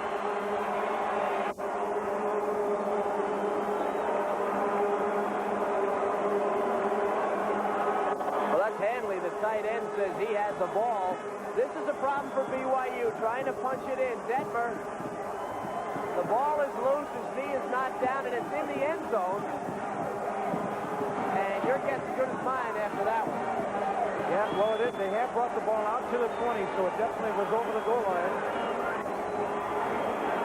And on the road in Miami, misery for the Cougars. They've coughed it up 6 times. They've been sacked 4, dropped 5, lots of penalties, and pretty bad in third down situations. 8 turnovers against Utah 2 weeks ago.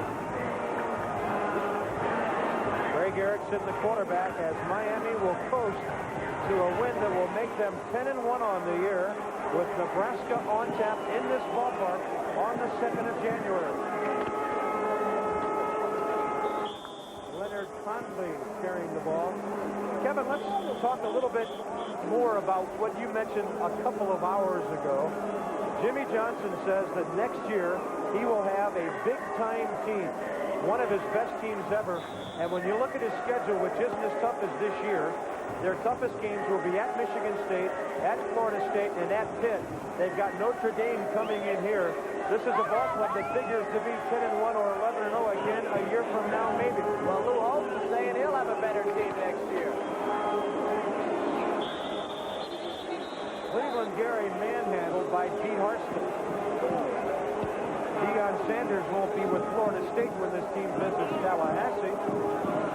I think a lot has to do with the way, in college, the way the team fits together, the chemistry of a team. I don't think returning talent, if you have 15 players or 12 players coming back, makes a difference. I think the quarterback position definitely makes a difference. I think the fact that Steve Walsh is 90% sure what they're saying around here, that Steve Walsh will come back. He's a major key, and so is Tony Rice for Notre Dame.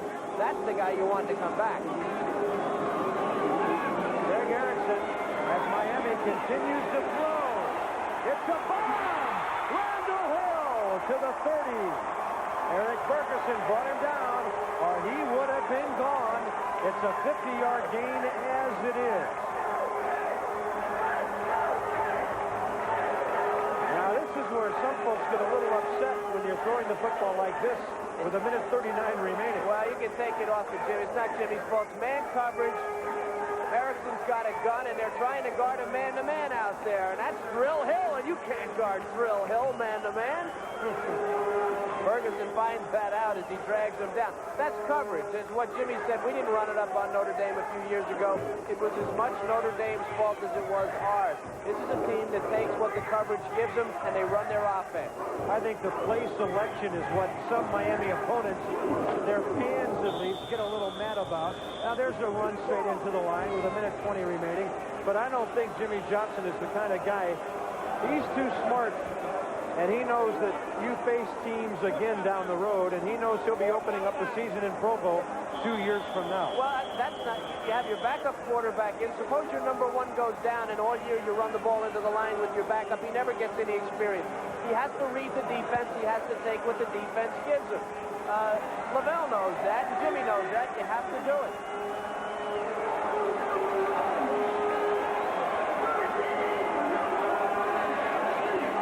So a penalty will move move it down inside the 15 of BYU. Unsportsmanlike conduct on the defense. First down. 11 penalties for 126 yards to the Cougars tonight to go along with all those turnovers. A minute remaining now as Miami has first down at the 14.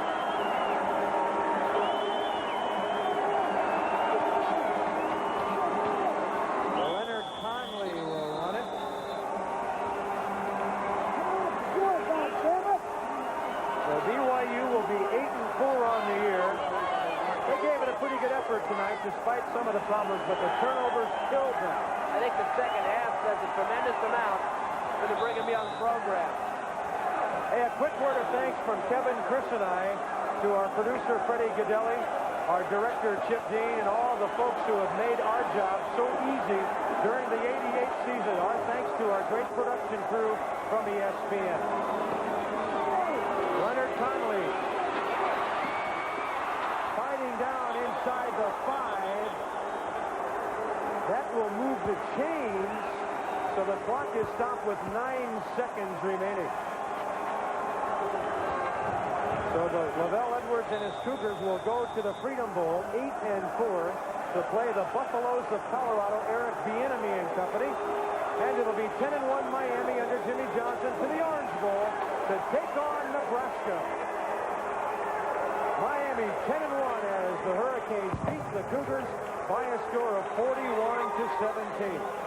We'll be back in a moment from Miami to wrap up our regular season coverage on ESPN's Prime Time. These Hurricanes using good offense and good defense to beat BYU 41-17 tonight.